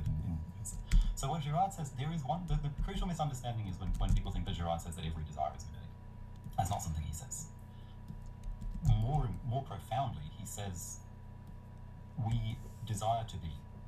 That's our fundamental desire, and that's not mimetic at all. That is just the nature of being a living organism, I guess. We have a desire to survive, but unlike other living organisms, this is a conscious desire. It's not something that's just sort of played out through instinct. We desire to continue to exist as the thing that we think that we really are, which is why lots of humans will prefer death to certain changes. The old days of the Cold War, when Americans would say better dead than red, right? It's like, well, because I would be even less myself if I became a communist than I would if I died. I'm more myself a corpse than I am as a communist. So because we have this desire to continue existing, and because we don't have an intuitive notion of what we are, we have no choice but to look to others to answer the question of our own being, to answer the question of what we fundamentally are. And as soon as we've done that, then the rest of our desires grow on that foundation. So as soon as I derive by looking at examples around me, maybe I cobble examples together, maybe I draw them from fiction rather than but in some way I build this model of myself, and then I want to be that, and that tells me what other things I should want. Girard is a literary example. As soon as Julien Sorel decides that he wants to be like Napoleon, then he starts wanting conquest and power and these other things. But these are not desires that he had previously. Yes, I mean, viewers will know that the Red and the Black is one of my favourite novels, so I'm always like, I'm always finding out about it. Yeah, it's just I think it's such a good example because almost every desire that Sorel has over the course of the entire novel just is mimetic, and it's just below the surface enough that when Girard makes this point, you're like, oh my god, like, of course, like this is when he's spoiler alert, sleeping with Madame de Renal, that too is a kind of mimesis. He's trying to he's conquering her husband and thus achieving a kind of a sort of coveted social status. He's emulating somebody he wants to be, and likewise, later on it's a very similar thing. He's just taking the stance of the other nobles that have kind of spat on him and looked down on him by being the lover of a noblewoman. Yes, it's interesting. I remember reading Deceit and Desire in the novel, and that being the moment where I was like, oh yeah, like that is so what's happening in Stendhal's books. Yeah, I mean, the Underground Man is another case of that, where before Girard, it does seem like most people converged on this idea that the Underground Man was this existentialist hero, who just kind of summons these desires out of nowhere, acts on the radical freedom. And then you read the story, it's this incredibly mimetic character. His whole desire to be this self-determining character comes from that soldier who pushes him out of the way on the road. He becomes obsessed with this character and wants to emulate that. Yes, and there's also like, it even reminded me that even in Girard's or some of Girard's not necessarily solutions, but some of his kind of more constructive observations, it reminded me of there's this I'm reading the Brothers Karamazov with my reading group on Substack at the moment, and there's this amazing passage that reminded me of Girard, where it's right at the beginning where they're talking about the relationship between elders and kind of novices that are taken on board and like submit their will to elders, and I can't remember the exact sentence, but it's something like the novices submit to the will of the elder to free themselves from their own will, and it was like, oh, that's like really Girardian. Yeah. Going back to this, it's not really Girardian. No. It's hard to deny the importance of the things we're talking about once you've seen it, and yet some of these things and obviously mimetic desire has a big role in Girard's theory of conflict and how it comes about, and ultimately, hopefully, or less critically, how conflict gets resolved. So how is it that these mimetic desires eventually lead to us, falling out with one another, let's say? They lead to rivalry in the same way that I described with Spinoza, basically, except that Girard puts it in terms of mimetic rivals want the same things, their desires converge on the same objects. And I think it's very important that because desire is mimetic, the objects really don't have to be tangible at all.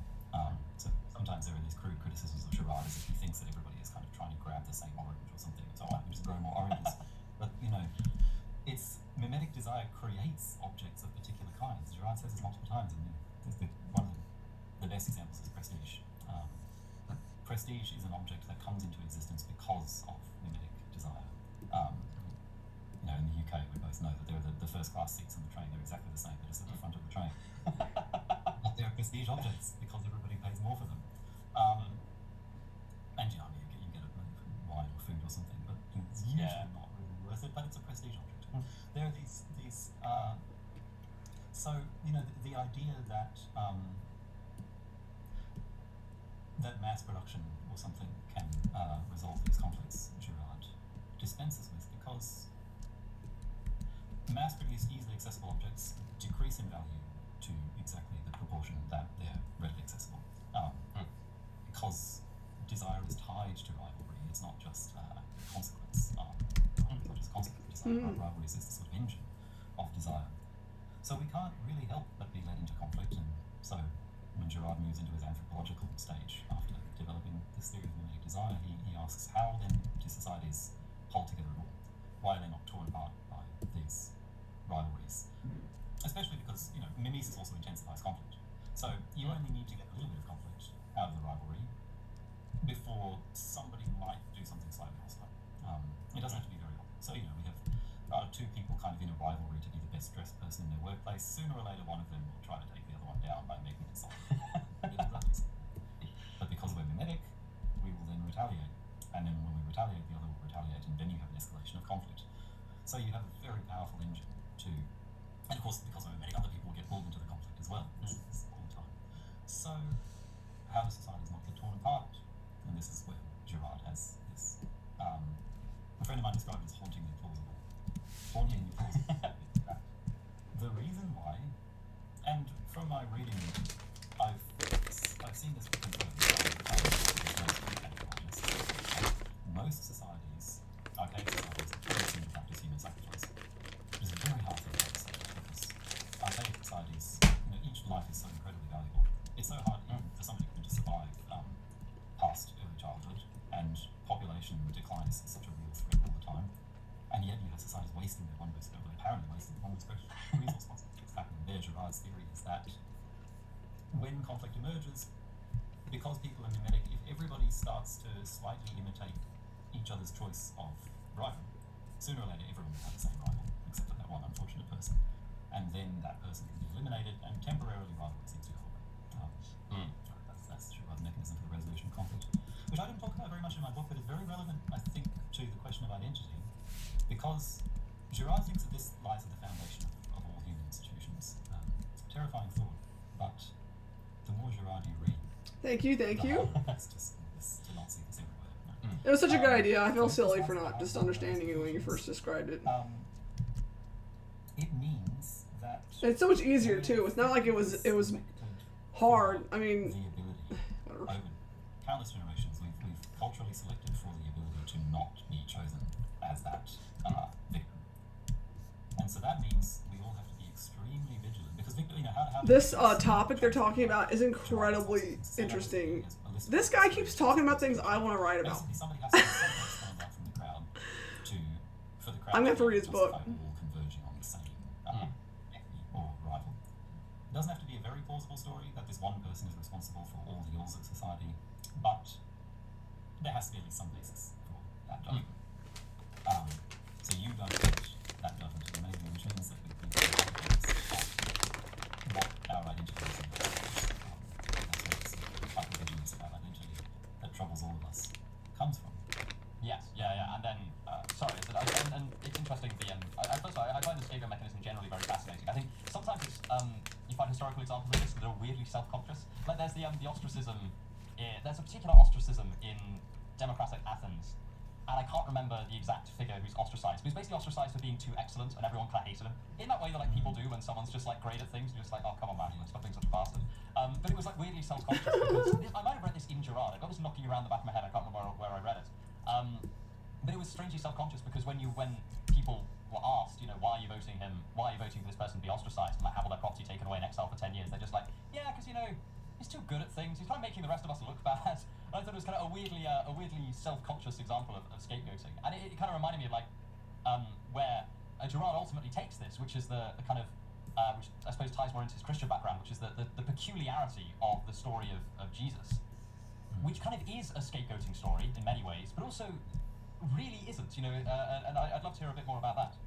Yeah, I mean that's a really interesting point for Girard. Talk about Jesus now.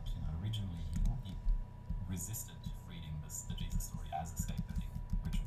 So first of all, yeah, I mean you're right that you have these ritualized versions of scapegoating where society half recognizes what's happening. There's always this sort of half recognition that so that the original kind of founding murder, as Girard calls it, is entirely spontaneous. But once people see that works, they then think, oh, okay, there's some connection between everybody ganging up on one person and killing or expelling them, and sustaining peace, at least temporarily, in society. So how do we harness that? And you have all sorts of ritualized versions. You have versions where it's only played out. You have versions where the victim is substituted at the last moment for an animal, or sometimes even a vegetable or an object. this is why Girard thinks sacrifice rituals don't always involve human victims, but the original victim was a human. All the sorts of stories in the Bible of victims being swapped out at the last moment for, of course, Abraham and Isaac is a famous one, but you can find lots of others. I mean, one thing that's interesting, I think particularly pertinent when you think about politics today, is the sacred monarchies. Girard says that every monarchy, and I think I would say any sort of system with a single elected or a single head of state is a kind of sacred monarchy where the victim is at first elevated to this position of great power and authority, and then they're disposed of. You can think of all sorts of contemporary analogies.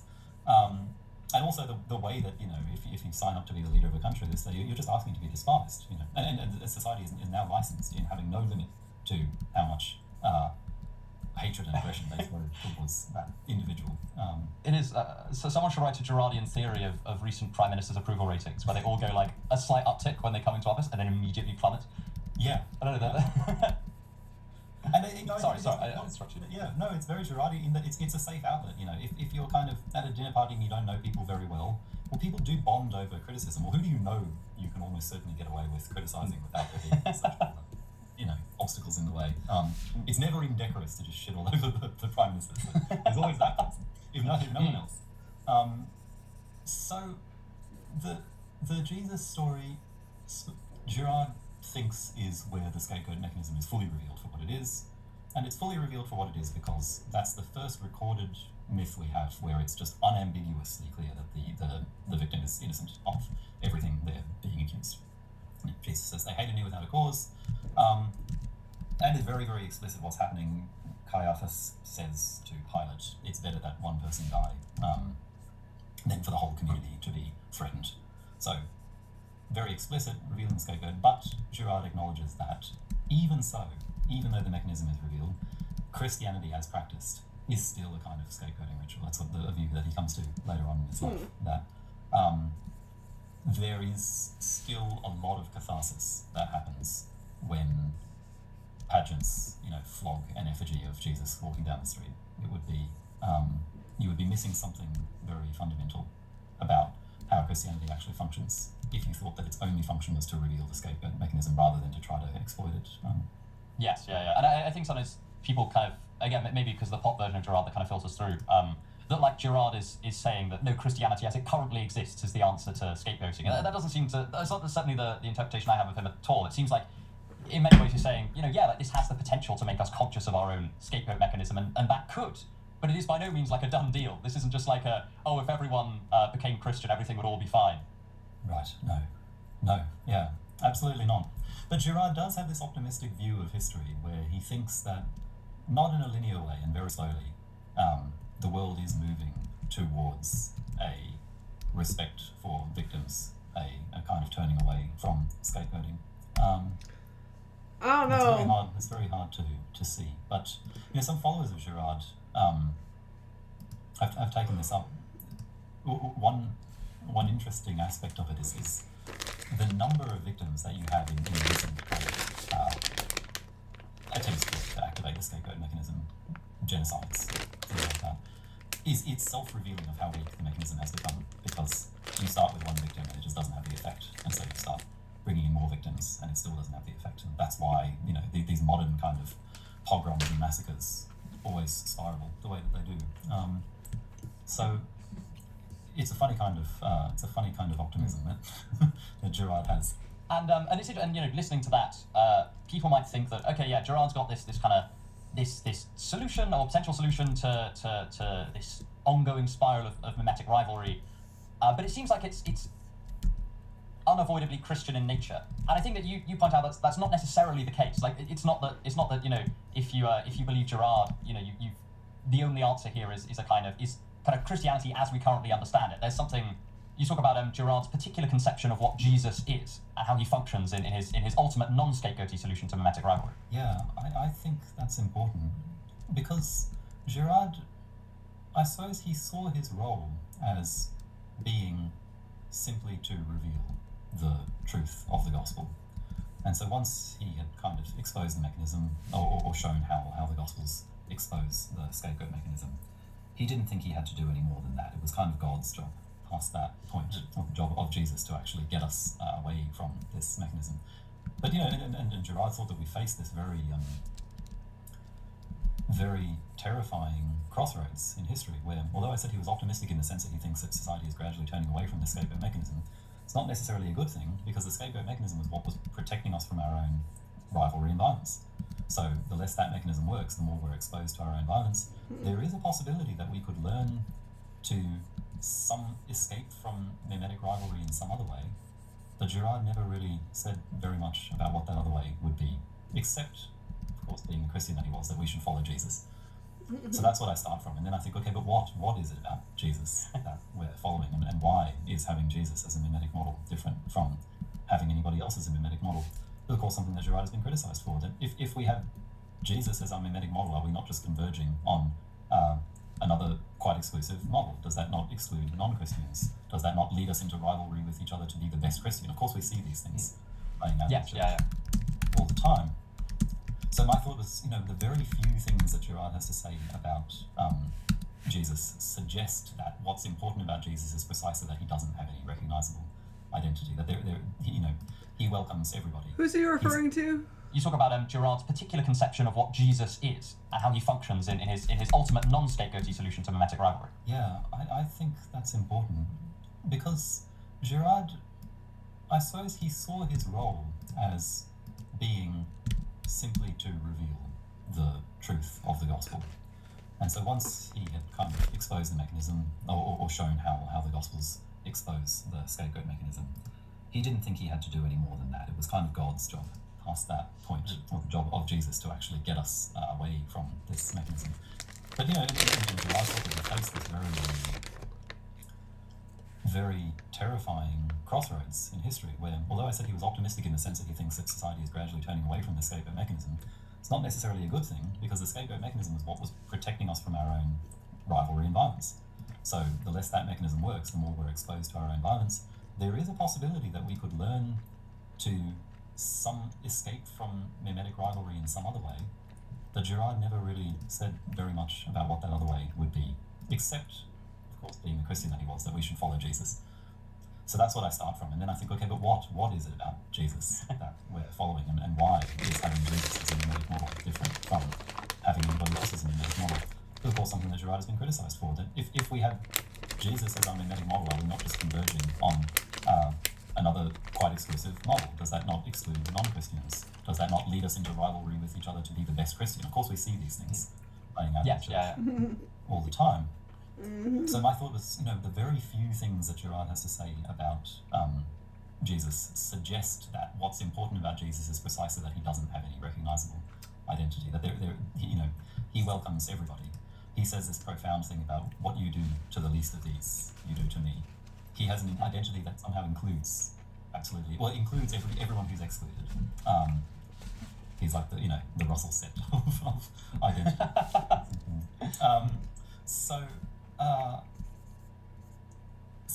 Therefore, it doesn't seem that relevant that it's that particular historical figure to me. I know that I'm on very kind of controversial ground in saying this, and other Girardians will, of course, question this, but I think that there are other figures invoked in other traditions that play the same sort of role. I guess because I made a comparison with Zhuangzi and Spinoza, neither of whom are, I'm certainly not Zhuangzi, but Spinoza is kind of half a Christian in some ways, but not the way that Gerard is. I think that there's a thought here that can be in some ways detached from the figure of the historical figure of Christ. Yes, yeah. So kind of a moving. Is it that you think that kind of Gerard saw what he saw in Christ was actually an example of a sort of almost archetype that is far wider and thus can be a bit more all-encompassing? I think so. Yeah, I think so. Because precisely for the reason that if Christ was a distinct model with a particular identity, then it just couldn't possibly, the figure just couldn't possibly serve the function that Gerard wants it to serve, which is to lead us away from mimesis and emulation and rivalry and division and conflict. That's what I think. And I should say that Gerard, towards the end of his life, he did write this book, Sacrifice, about some of the Hindu stories where he seemed to recognize that there are these figures like Purusha who might have the same characteristic. I don't think he would ever have gone as far as to say that the Christian revelation as he saw it exists outside of the Christian tradition, but I think he might not have hated it. Yes, yeah. Even if she didn't, I suppose we can recognise maybe coherences elsewhere, and as you point out in the book, coherences with the previous thinkers you've been discussing. This interpretation of Girard ends up sounding a lot like Spinoza's Beatitude and Zhangzhe's very, very fluid, that the perfect person has no identity kind of view on things. Each seems to be, as you put it, kind of escaping the traps both of identity and of getting caught in rivalries with other people's identities. Yeah, well, I'm glad you think so. Yeah. And and I know, I know we're kind of running out of time, so I'm just going to ask you the final question I always ask at the end of every interview, which is, what was the most interesting idea you came across in the past year, and why? Oh, wow. You'll have to cut out a long pause of me thinking about this, I think. So one thing that I found recently that absolutely fascinated me was that the phrase "the end of history" was used by the Spanish Indian priest Raymond Panikkar several years before Francis Fukuyama, to mean something entirely different. So Panikkar has this idea that our entire sort of self-anthropology as a culture is defined by history. It's, this notion of history and development and progress, and that we were reaching an age where this would just no longer make sense. This way of thinking about the world would just no longer make sense.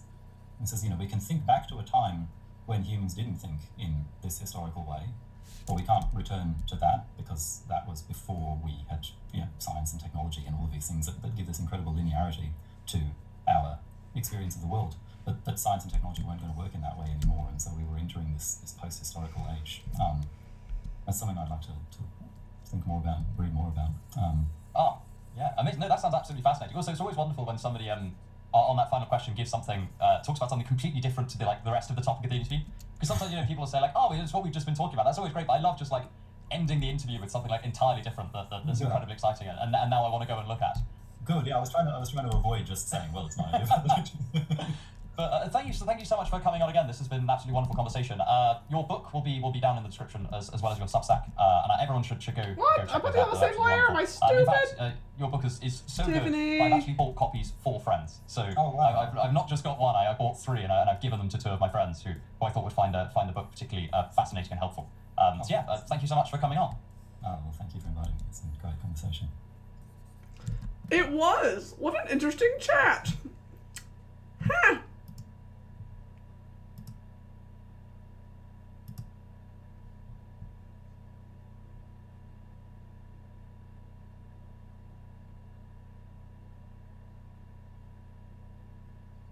With a last name Folly. How embarrassing.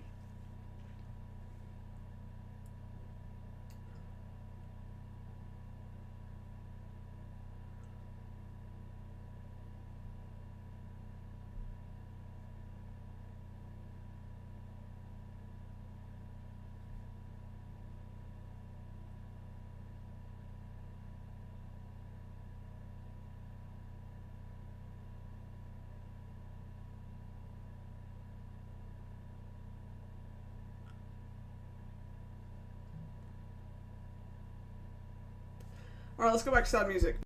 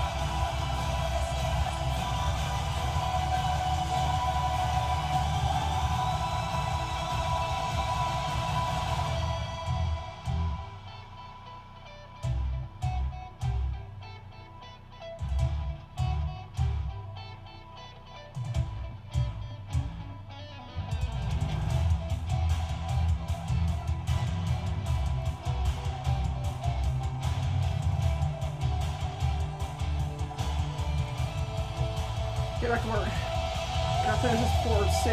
We got an hour. Sure, I can finish it in an hour, right?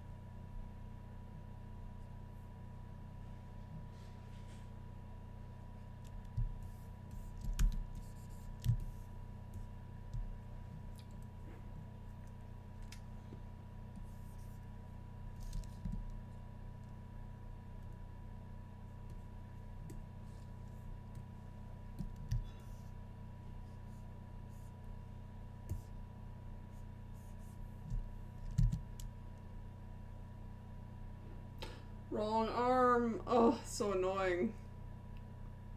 You know what? I've drawn her before.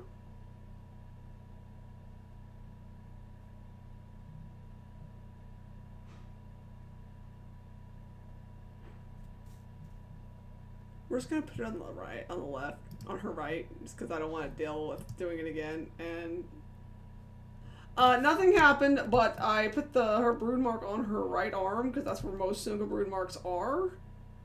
I don't think there's a reason why she would put it on the left, so I'm gonna just be like, according to like kind of canon, it would have been that side. So we're just gonna assume that Maka meant that, and we're all good, right? We're all good. We're all good.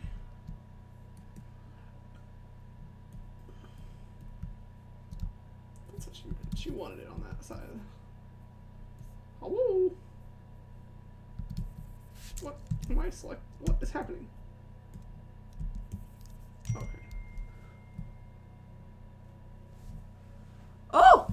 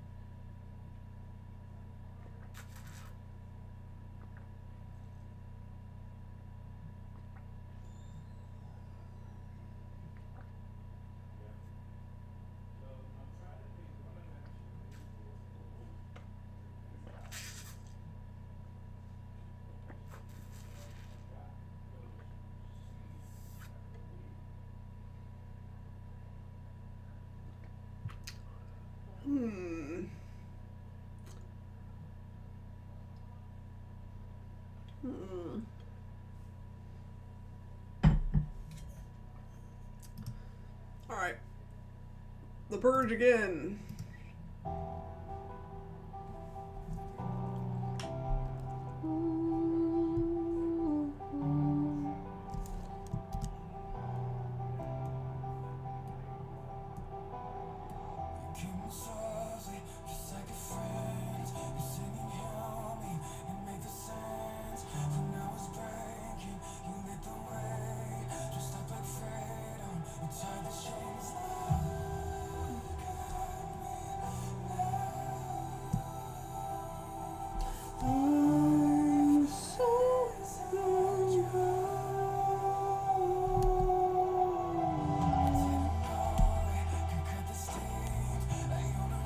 The tricky thing with Mordava is her freckles.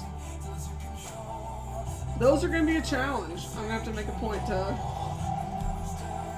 stick those on top at all times.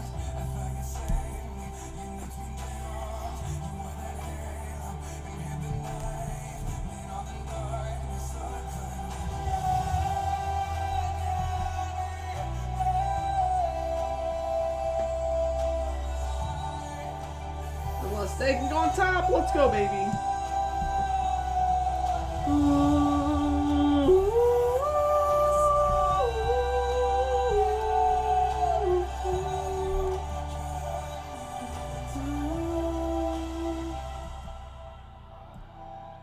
Whoa, it's all in the same layer? Crap.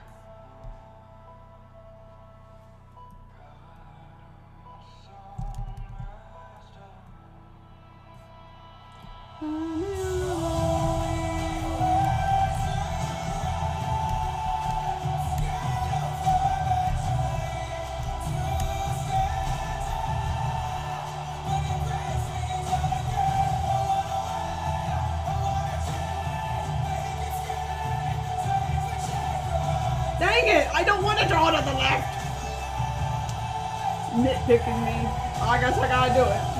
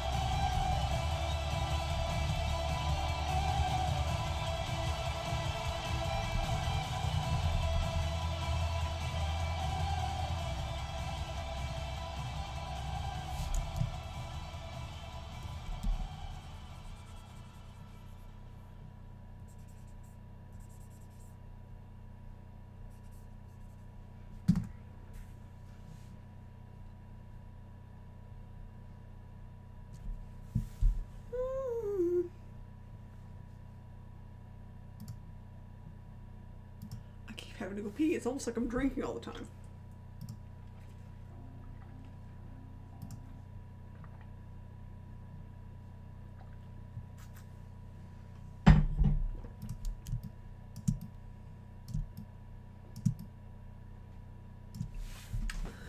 Alright, be right back. I don't know if I'm going to get done today. I hope so, but I don't know.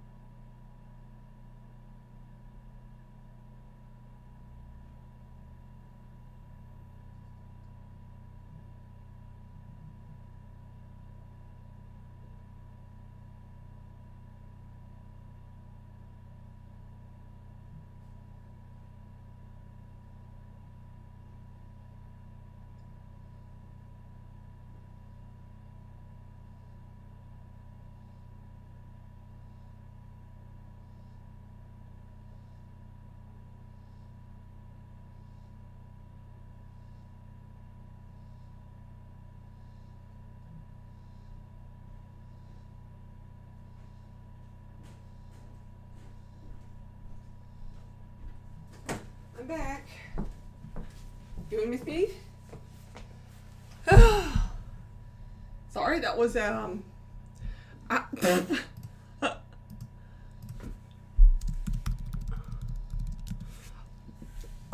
I I had what they call the poops. Oh no, another picture. I better catch it before I accidentally mess up and have to redo 37 things. What? Is it because it's 1, 2, 3, 4, 5, 5 stars and I did 6? Oh my gosh.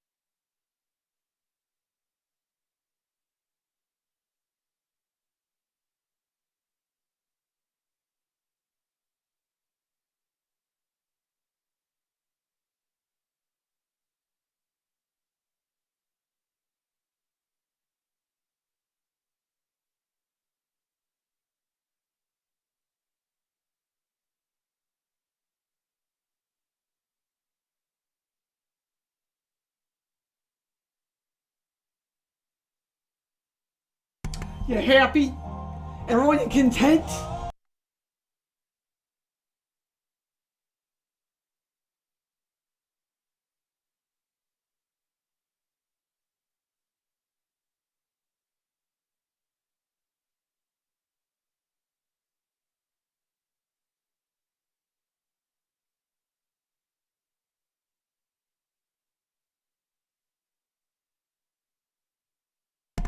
It's gonna be a little bittersweet,